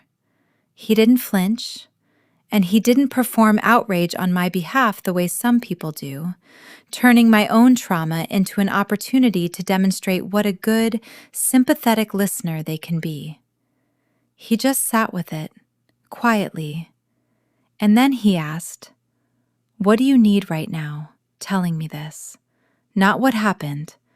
What do you need from me, tonight, hearing it?" Nobody had asked me that question in 3 years of marriage. Not once. I won't pretend the relationship that followed was some flawless storybook healing arc, because real recovery from something like this doesn't work that way, no matter how tidy the ending of a story like this one is supposed to be. There were nights I flinched at ordinary things, a canceled dinner plan, a slightly delayed text response, because some old, wounded part of my brain had been trained over 3 years to interpret small inconsistencies as the first warning signs of a much bigger betrayal. Idris was patient with that, in a way that never once tipped into condescension, and slowly, unevenly, the flinching got quieter. By the time the confrontation in the lounge happened, we'd been together almost 8 months, and he was the first person I called that night, sitting in my car in the bank's parking garage, still shaking slightly from the adrenaline of watching an entire family's carefully built lies collapse in real time in front of me. "How do you feel?" he asked, once I'd finished recounting the whole thing. I thought about it for a long moment before I answered. "Lighter," I said finally. "Like I've been carrying something for 3 years that finally, actually, isn't mine to carry anymore." "Good," he said simply. "It never was." I saw Malcolm one more time, almost a year to the day after the scene in the lounge, and I want to tell you about it because I think endings like this one are more honest when they include the anticlimax along with the fireworks. It was a Tuesday evening in early autumn, and I was leaving a client dinner downtown, walking the 4 blocks back toward the parking garage in low heels that were starting to remind me why I usually drove closer to the office.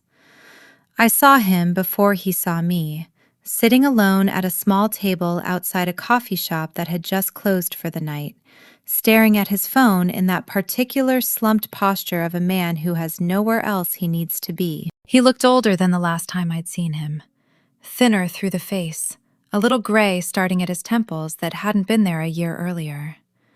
The navy suit was gone, replaced by a plain gray sweater that looked, if I'm being honest, more like the version of him I'd actually fallen for once, years before family money and bloodline pressure had sanded down everything soft in him.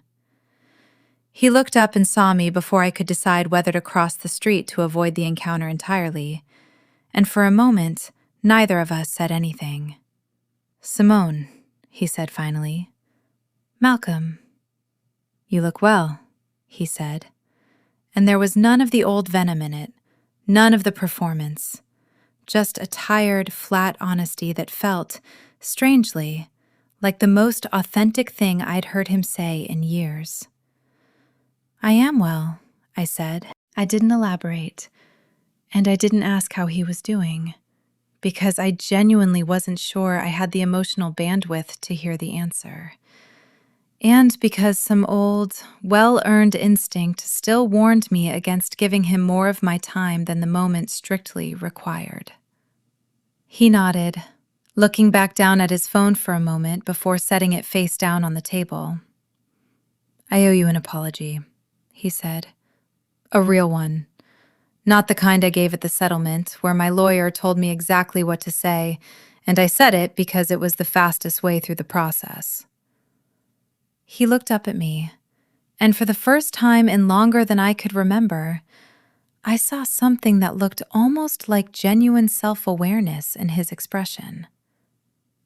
"I spent my whole life being told that my value came from what I could produce for this family. A deal closed, an heir delivered, a name carried forward. Nobody ever asked me who I actually wanted to be underneath all of that. And I never asked myself either. It was easier to blame you for everything that felt broken in me than to sit with the fact that most of it had nothing to do with you at all." I didn't say anything for a moment, weighing the words, checking them against 3 years of memory to see if they held up under any real scrutiny. They did, mostly. Not perfectly. An apology delivered a year late, after a fraud investigation and a settlement and a very public collapse, is never quite the same thing as one offered freely, before the consequences forced the reckoning. But it was, I decided, real enough. "Thank you for saying that," I said. "I mean that. But I want to be honest with you too, Malcolm. I've done the work of putting that marriage behind me, and I did most of it without waiting for an apology, because I couldn't afford to make my healing contingent on whether you ever got around to offering one. I'm glad you're doing better. I hope the therapy is helping, but I don't think we need to be in each other's lives beyond this conversation.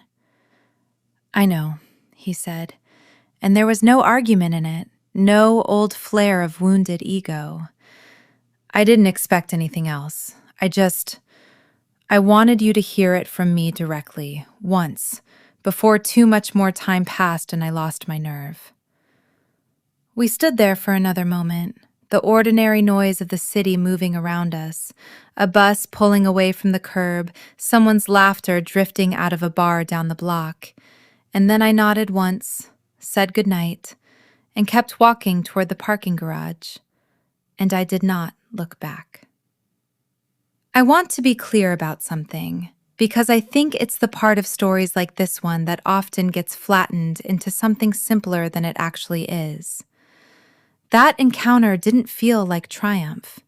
It didn't feel like the satisfying gut punch of watching him dragged out of that lounge by security a year earlier. It felt quieter than that. Something closer to the specific, unremarkable relief of closing a door gently instead of slamming it. Because you finally reached the place where you no longer need the sound of the slam to know the door is actually shut. Brianna resurfaced once more in my life, indirectly, about 8 months after the lounge. A mutual friend forwarded me a link to a local news story out of a small town in Ohio. A modest feature on a nonprofit thrift store that had opened downtown, staffed largely by volunteers, with a small photo of the organizing committee standing outside the storefront. Brianna was in the second row, half smiling. Her son, a toddler now, walking. Dark curls, I noted, had grown in slightly since the last time I'd seen him, though the eyes were still unmistakably Trent's, balanced on her hip in almost the exact same pose I remembered from the lounge. I looked at that photo for a long time, trying to locate whatever feeling I expected myself to have. Anger, vindication, something sharper. Mostly what I found was a strange, unbothered kind of neutrality. She looked tired in the photo, the specific tiredness of a single mother rebuilding a life from very little, and I recognized, somewhat to my own surprise, that I genuinely didn't wish her further harm. The reckoning had already happened. It didn't need my continued attention to remain real. I closed the article and didn't open another one after that. I haven't said much about my own family in this story, and I think that's worth correcting, because I don't want anyone listening to walk away believing I did any of this entirely alone. My mother, Cecile, raised me and my younger brother by herself after my father left when I was 9, working double shifts as a hospital administrator for most of my childhood. And if there's one lesson she drilled into both of us more consistently than any other, it was this.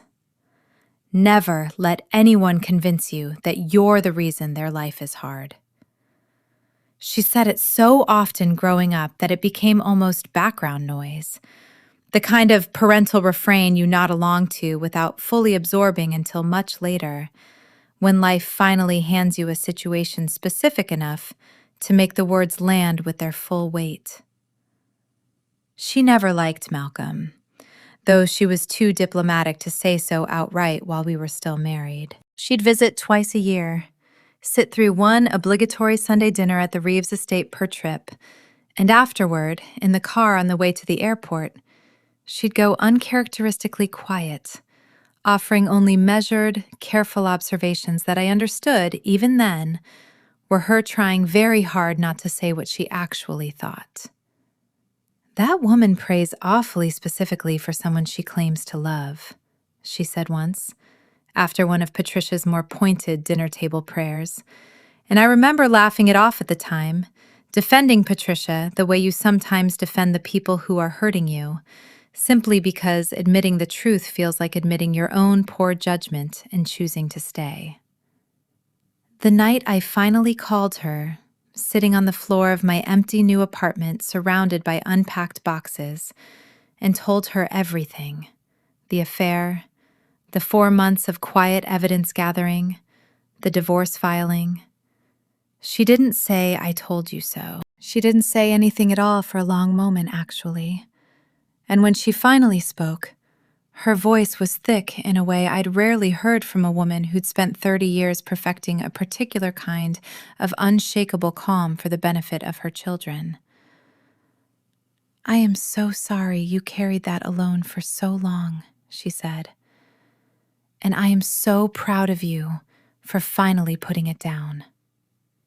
She flew in the following weekend without asking whether I wanted her to, and spent 4 days helping me unpack boxes and hang curtains and assemble a bookshelf from a big box furniture store, working in comfortable, mostly wordless companionship, the specific kind of care that doesn't need to announce itself to be felt. On the last night before her flight home, we sat on my still mostly bare balcony with 2 glasses of cheap wine, and she told me something I've carried with me every single day since. "You spent 3 years in a house that kept insisting you were the broken thing in it," she said, looking out over a skyline neither of us had grown up anywhere near. "I need you to understand, really understand, not just believe it the way you believe a fact you've been told but haven't fully absorbed, that the broken thing was never you. It was a family that built its entire identity around a piece of paper and a bloodline, and it needed someone to blame the moment that identity felt threatened, and you were simply standing closest to the blame when they went looking for somewhere to put it. That's not the same thing as deserving it, baby. It never was." I think about that conversation more than almost any other memory from that first difficult year. It's easy, in hindsight, to tell this story as a triumphant arc of professional vindication. The promotion, the fraud discovery, the security guards, the satisfying collapse of a family that had spent years underestimating me. But underneath all of that, quieter and less cinematic, was a mother flying across the country to help her daughter hang curtains in an apartment neither of them wanted her to need, reminding her, patiently, over and over, that she had never actually been the problem in the first place. That kind of love doesn't make for a dramatic YouTube thumbnail, but it's the actual foundation everything else got built on top of. I also want to walk you through the settlement hearing itself, because I skipped past it quickly earlier, and I think the specific texture of that room matters to the full shape of this story. It took place on a gray Wednesday morning in a courthouse downtown, in a small conference room rather than an actual courtroom, since both sides' attorneys had agreed the fraud charges in the civil suit could largely be resolved through mediated settlement rather than a public trial. I sat at a long table across from Malcolm and his attorney, my own attorney beside me with a folder thick enough that it made a distinct, satisfying thud when she set it down. Malcolm looked smaller in that room than I'd ever seen him, not physically, but in some deeper, more essential way, like the specific bravado that had defined every version of him I'd known for years had finally, entirely, run out.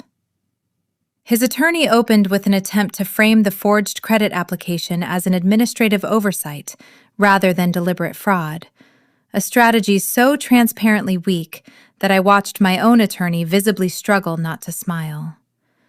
She responded by sliding across a stack of exhibits, the forged signature analyzed by a handwriting expert, the timeline of withdrawals cross-referenced against the jewelry store's own sales records, the transcript excerpts from Malcolm's sworn divorce testimony where he'd explicitly denied the existence of any accounts beyond our joint checking. It took less than 20 minutes for his attorney's carefully prepared framing to collapse entirely under the weight of the paper trail. "Mr. Reeves," the mediator said at one point, addressing Malcolm directly, "do you dispute any of the factual claims in these exhibits?" Malcolm looked down at the table for a long moment before answering. "No," he said quietly. "I don't dispute any of it." There was a strange, almost anticlimactic quality to that admission. After everything, after 3 years of marriage spent absorbing blame for a fictional failing, after a public confrontation in a private wealth lounge, after months of forensic financial review. In the end, It came down to a quiet man in a gray conference room admitting, in 4 flat words, to a fraud everyone in the room had already conclusively proven. No dramatic final confrontation, no last desperate outburst, just the plain, unglamorous machinery of accountability finally catching up to someone who'd spent years believing it never would. We negotiated the terms over the following 2 hours: the repayment schedule for the $81,000 plus interest, the terms of his probation on the forgery plea, the 5-year restriction on his signing authority at Reeves Maritime that his own grandfather had insisted on including. Malcolm barely spoke through most of it, letting his attorney negotiate the specifics while he stared at a spot on the table, occasionally glancing up at me with an expression I couldn't quite read. Not quite anger anymore. Not quite the old contempt. Something closer, I think, to the specific exhaustion of a man finally running out of stories to tell himself about why none of this was actually his fault. Near the end, once the major terms had been settled and the attorneys were finalizing paperwork, Malcolm asked, quietly, if he could speak to me directly for a moment. My attorney gave a small nod, and the room fell into an uneasy pause while everyone else pretended to be occupied with their documents. "I keep thinking about something you said in that lounge," he said, voice low enough that only I could really hear it. "About choices. About how it was thousands of choices, not one mistake." He looked up at me, and for the first time in longer than I could remember, there was no performance in his expression at all, just a man looking honestly, if belatedly, at the wreckage of his own decisions. "I've had a lot of time to sit with that since. You were right. I think some part of me always knew you were right, even in the moment I was standing there saying all those terrible things to you. I think that's actually why I said them. It's easier to convince yourself someone deserves your cruelty than to sit with the fact that you're the one who earned every bit of what's happening to you now." I didn't offer him absolution in that room, and I want to be honest that I didn't feel any particular obligation to. But I did allow myself, for just a moment, to acknowledge the honesty of what he'd said, because I'd learned by then that withholding basic human acknowledgement of someone else's growth isn't the same thing as strength. Sometimes it's just another form of the same rigid cruelty I'd spent 3 years trying to heal from. "I appreciate you saying that," I told him. "I hope you keep sitting with it, even after today. Real change takes longer than one honest sentence in a settlement conference." I paused, gathering my folder. "But I also hope you understand that my healing was never contingent on whether you ever got here. I did the work either way." He nodded slowly, and that was, more or less, the last real conversation we had before the sidewalk encounter outside the coffee shop a year later. 2 people finally speaking to each other as exactly who they were, rather than through the distorted lens of who a family fortune and a set of inherited expectations had once demanded they pretend to be. I never heard from Denise again after the day she stormed into that lounge, though I picked up fragments of her situation the way you do with people who used to occupy a large part of your life and then don't, through a mutual acquaintance here, an old wedding photo resurfacing on someone's social media there. Her divorce from Trent finalized quickly, and from what I understand, she moved with her 2 daughters to a smaller house closer to her own mother, rebuilding a life considerably more modest than the one she'd spent years measuring against mine with such open contempt. I won't pretend I feel nothing at all when I think about her.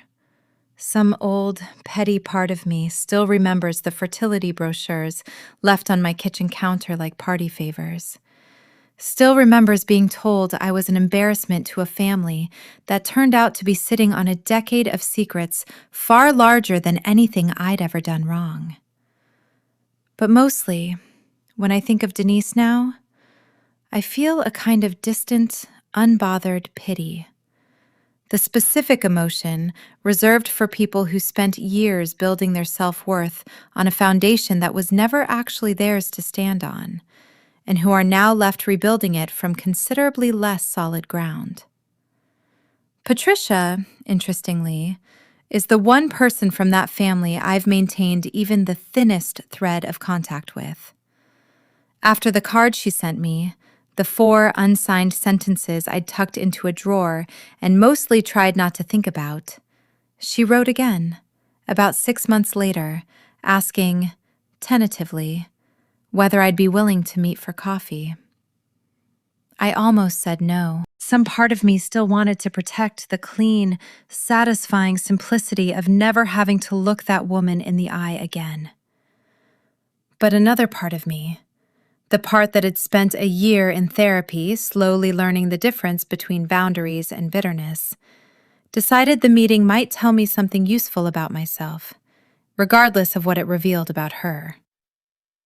We met at a quiet cafe near my office, and she looked older than I remembered, smaller somehow, the specific diminishment of a woman who has recently had to reckon publicly with a family legacy she'd spent decades protecting at any cost.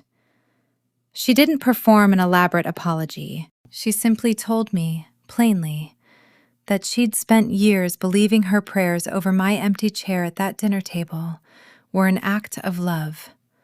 A mother desperately trying to secure her son's happiness the only way she knew how. And that it had taken watching the actual cost of that belief. A grandson stripped of his inheritance, a family fractured, a scholarship fund now bearing her father-in-law's name instead of her son's, to understand that what she'd actually been practicing for years wasn't love at all. It was control, dressed up in the language of faith, because control alone felt too naked to say out loud at a dinner table. "I don't expect you to forgive me," she said, wrapping both hands around a coffee cup she never actually drank from. "I mostly wanted you to hear, from me directly, that I know now. I know what I did. I know what all of us did. And I know it took far too long. And I know that knowing it now doesn't give you back a single one of those Sunday dinners. I didn't offer forgiveness that day, and I still haven't, not in any complete or tidy sense. But I have, cautiously, let her back into the outer edges of my life. An occasional email, a birthday card, once a genuinely kind note when she heard, through the family grapevine, about my promotion to permanent director of the scholarship fund. I don't think reconciliation with people who've hurt you always requires forgiveness in the way we're taught to expect it. Sometimes it just requires both people agreeing, honestly, on what actually happened, and choosing, cautiously, whether there's anything worth building on the other side of that honesty. With Patricia, there's a little. With Denise, so far, there hasn't been anything at all. And I've made peace with that, too. There's one more scene I want to leave you with, because I think it says more about where I ended up than any of the confrontations or reckonings that came before it. About 4 months ago, a young analyst named Priya joined my team straight out of a graduate program, sharp and eager and visibly nervous in the specific way new hires are when they're trying very hard not to seem like they're trying too hard. I assigned her a rotation of mid-tier trust accounts for her first quarter. Standard onboarding, nothing especially sensitive. About 6 weeks in, she knocked on my office door late on a Thursday afternoon, holding a file with an expression I recognized instantly because I'd worn it myself once, sitting at my own desk with a cold cup of coffee, staring at a report I didn't fully want to believe. "I think I found something," she said, but I'm not totally sure, and I don't want to escalate it if I'm wrong. And honestly, I don't really know what to do if I'm right. I set down what I was working on and gave her my full attention. Walk me through it. She laid out the discrepancy carefully, methodically, clearly nervous but pushing through the nerves anyway. And by the end of it, I could tell she'd actually found something real.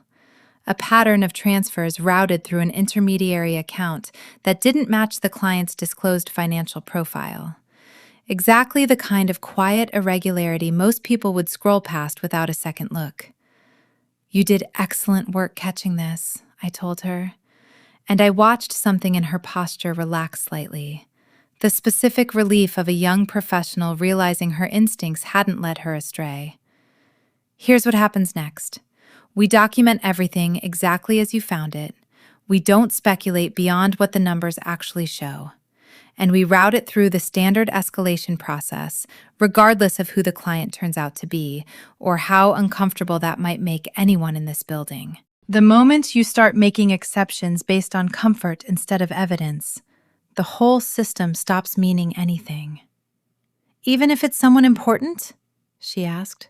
Someone with a lot of money? A lot of connections? I thought, for just a moment, about a lounge on the 42nd floor. A lab report I hadn't gone looking for. A decision I'd made months before any of it became personally relevant to me. To follow the procedure exactly, without deviation, regardless of what I stood to gain or lose. Especially then, I said. The people with the most power to make an inconvenient truth disappear are exactly the people the process exists to hold accountable. Don't ever let anyone's title talk you out of trusting what the numbers are actually telling you. She nodded, gathered her file, and headed back to her desk to start the documentation.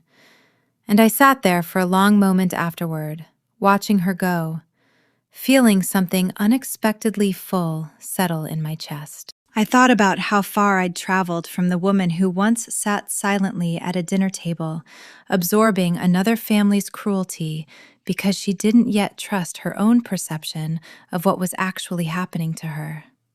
I thought about how strange and quietly satisfying it was to now be the person teaching someone else, at the very start of her career, to trust the evidence in front of her, even when the truth is inconvenient, even when the numbers point somewhere powerful people would rather they didn't.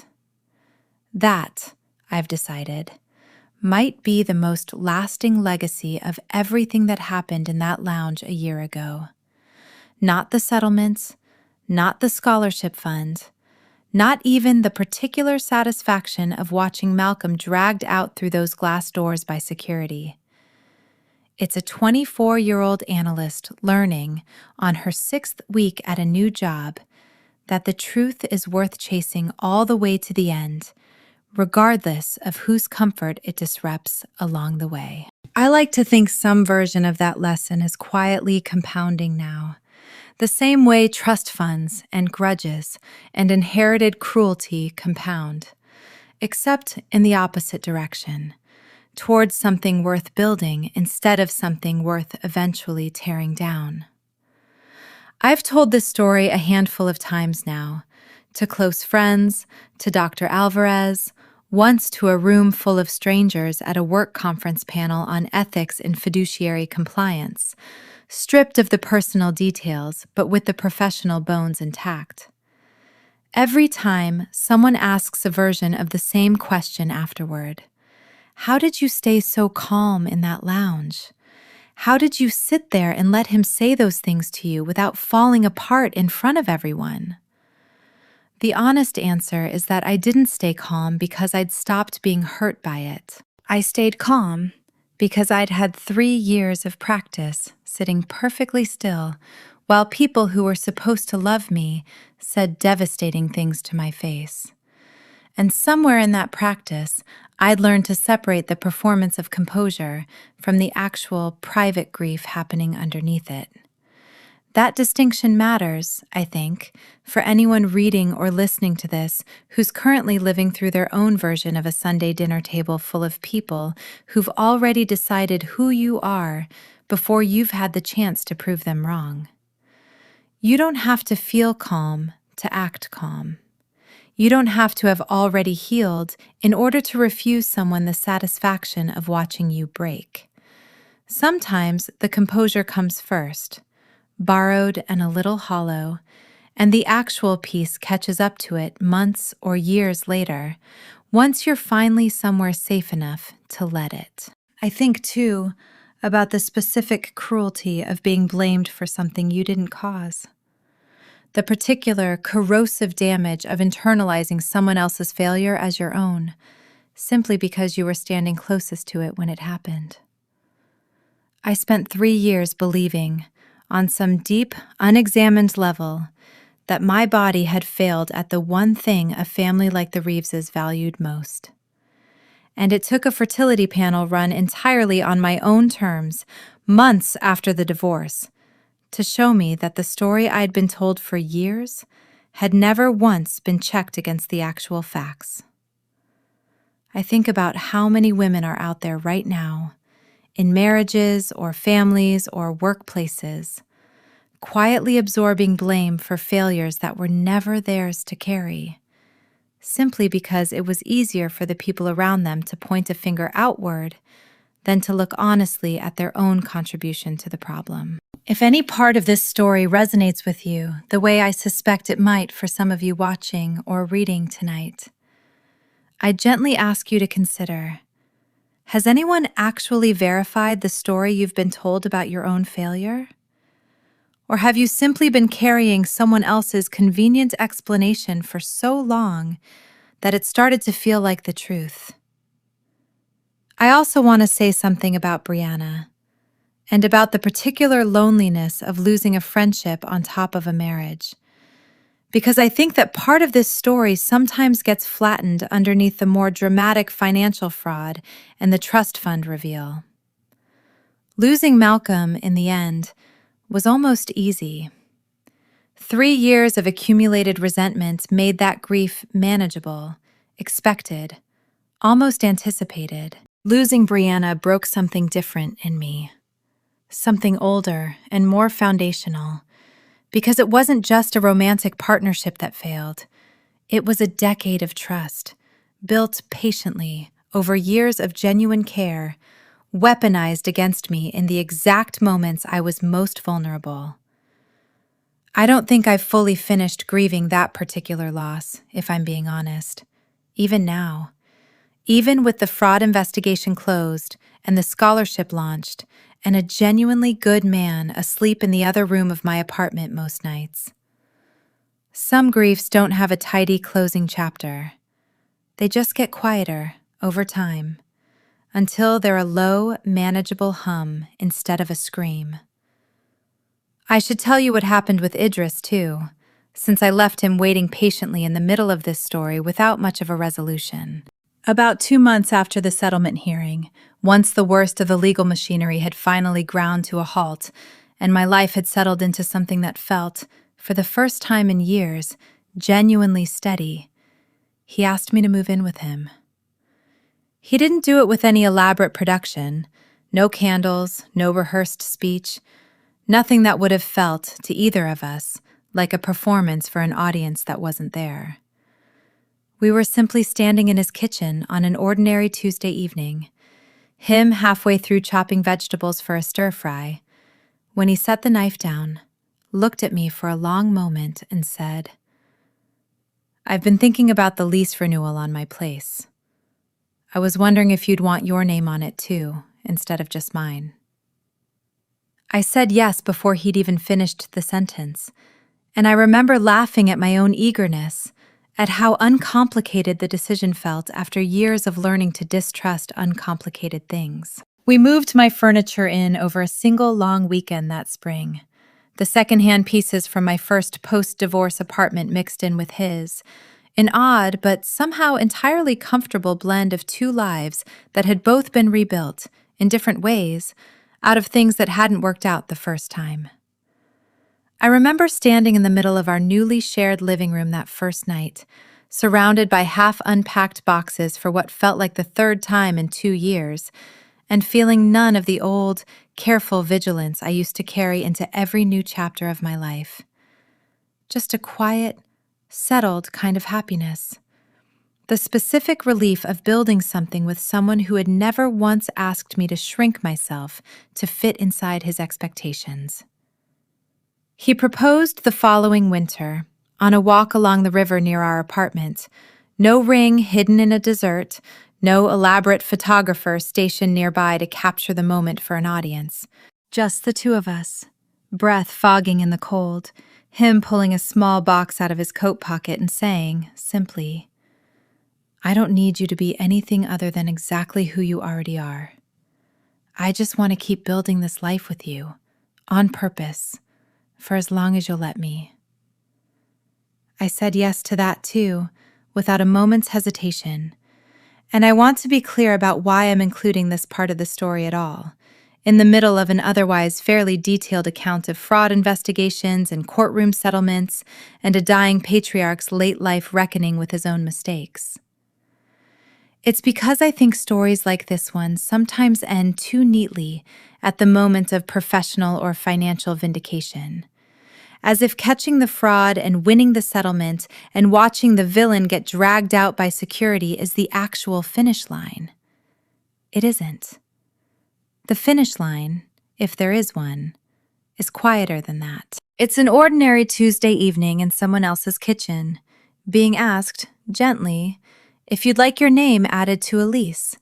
Proof, small and undramatic and completely sufficient, that you've finally built a life sturdy enough for someone else to want to move into it alongside you.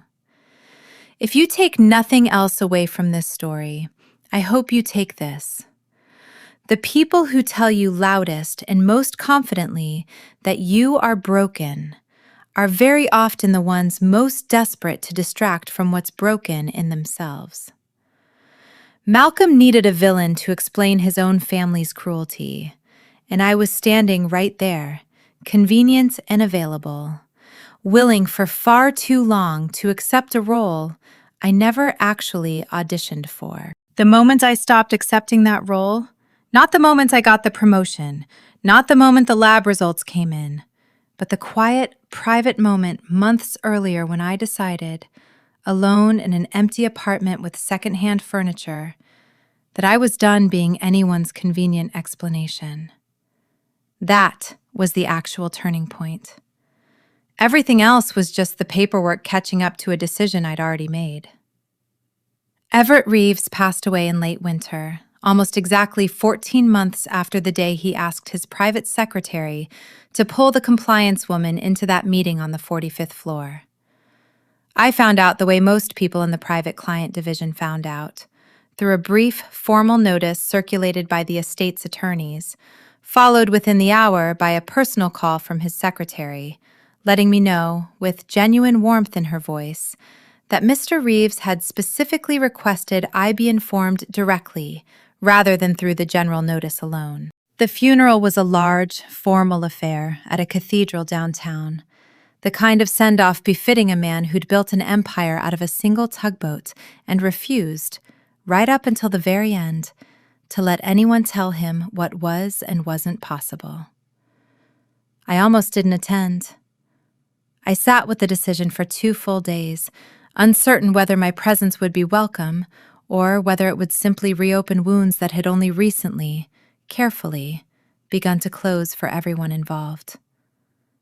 In the end, I went, dressed simply, sitting near the back among a cluster of scholarship recipients who'd asked, almost unanimously, whether I'd be there, because several of them had never met the man whose name now funded their education, and they wanted someone in the room who could tell them, honestly, who he'd actually been.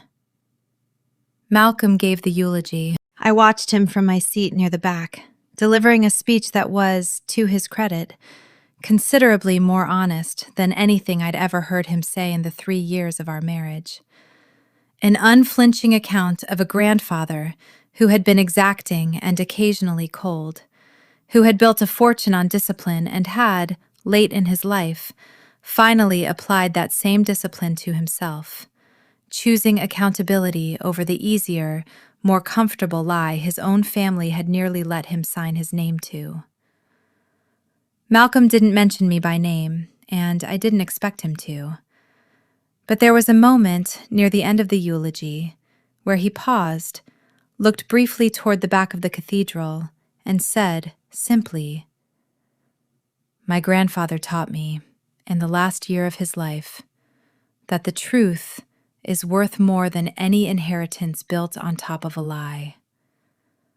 I wish I'd learned that lesson from someone kinder than a fraud investigation, but I learned it, eventually, and I intend to spend the rest of my life making sure it stays learned." I don't know for certain that the pause was meant for me. I've decided, in the months since, that it doesn't particularly matter either way.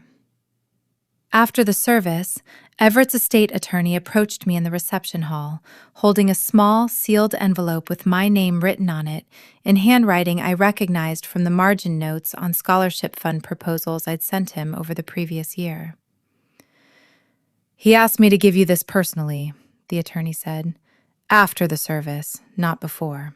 He was very specific about the timing."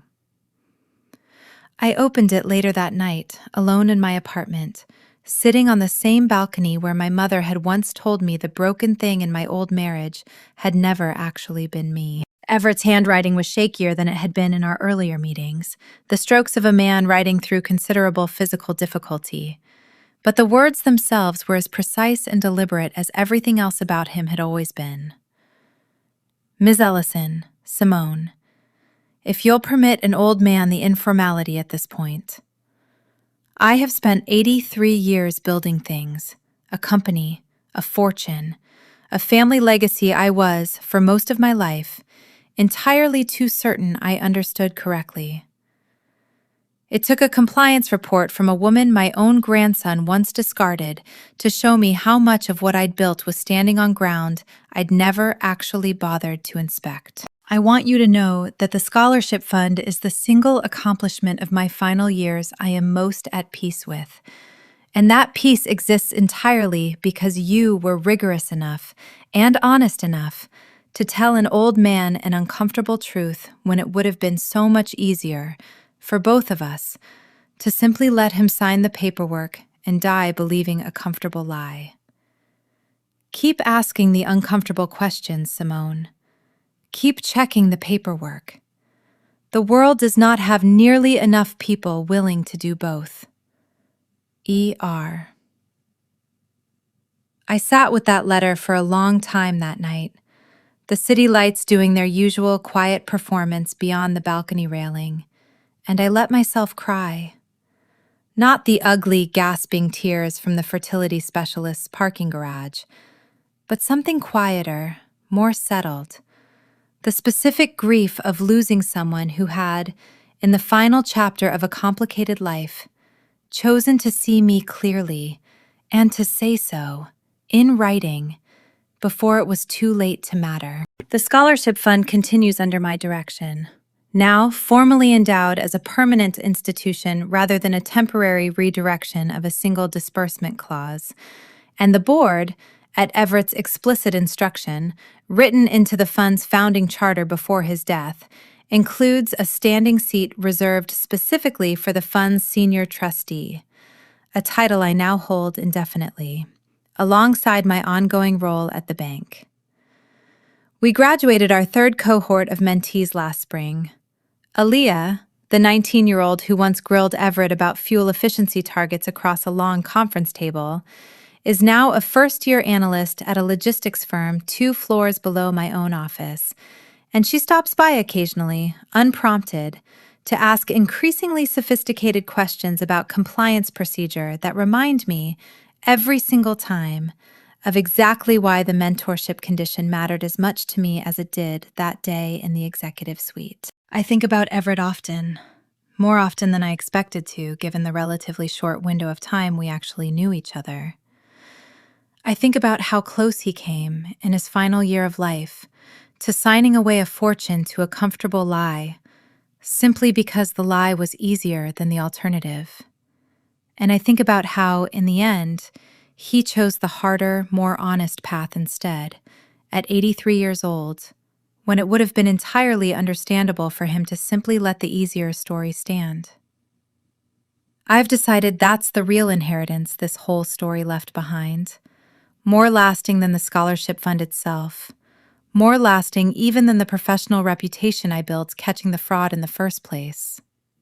The reminder that it is never too late, at any age, in any family, to choose the harder, more honest truth over the comfortable lie everyone around you would prefer you keep believing.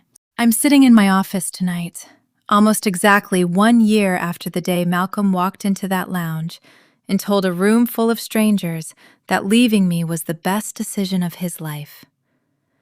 The city is doing that thing it does in early October, where the light turns gold and low around 6 o'clock, and every window on the skyline looks briefly like it's been dipped in something warm.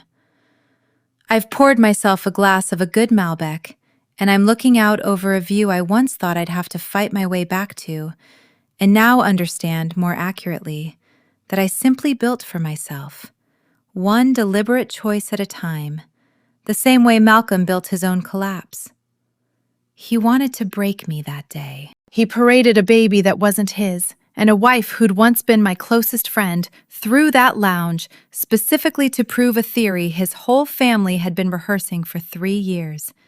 That a woman who cannot, or does not, produce a child on someone else's timeline is a woman without value, a footnote in someone else's more important story. It's an old theory, older than Malcolm, older than the Reeves family fortune, older than most of the institutions that still, quietly, structure themselves around it. Women are told, in 1,000 overt and subtle ways, that our worth is inseparable from our reproductive function, that our ambition and our intellect and our independence are, at best, consolation prizes for failing to fit inside a much smaller, much older mold. But here's what I actually learned, sitting in that fertility specialist's office months after the divorce, staring at a chart full of numbers that told a very different story than the one I'd been forced to live inside for 3 years.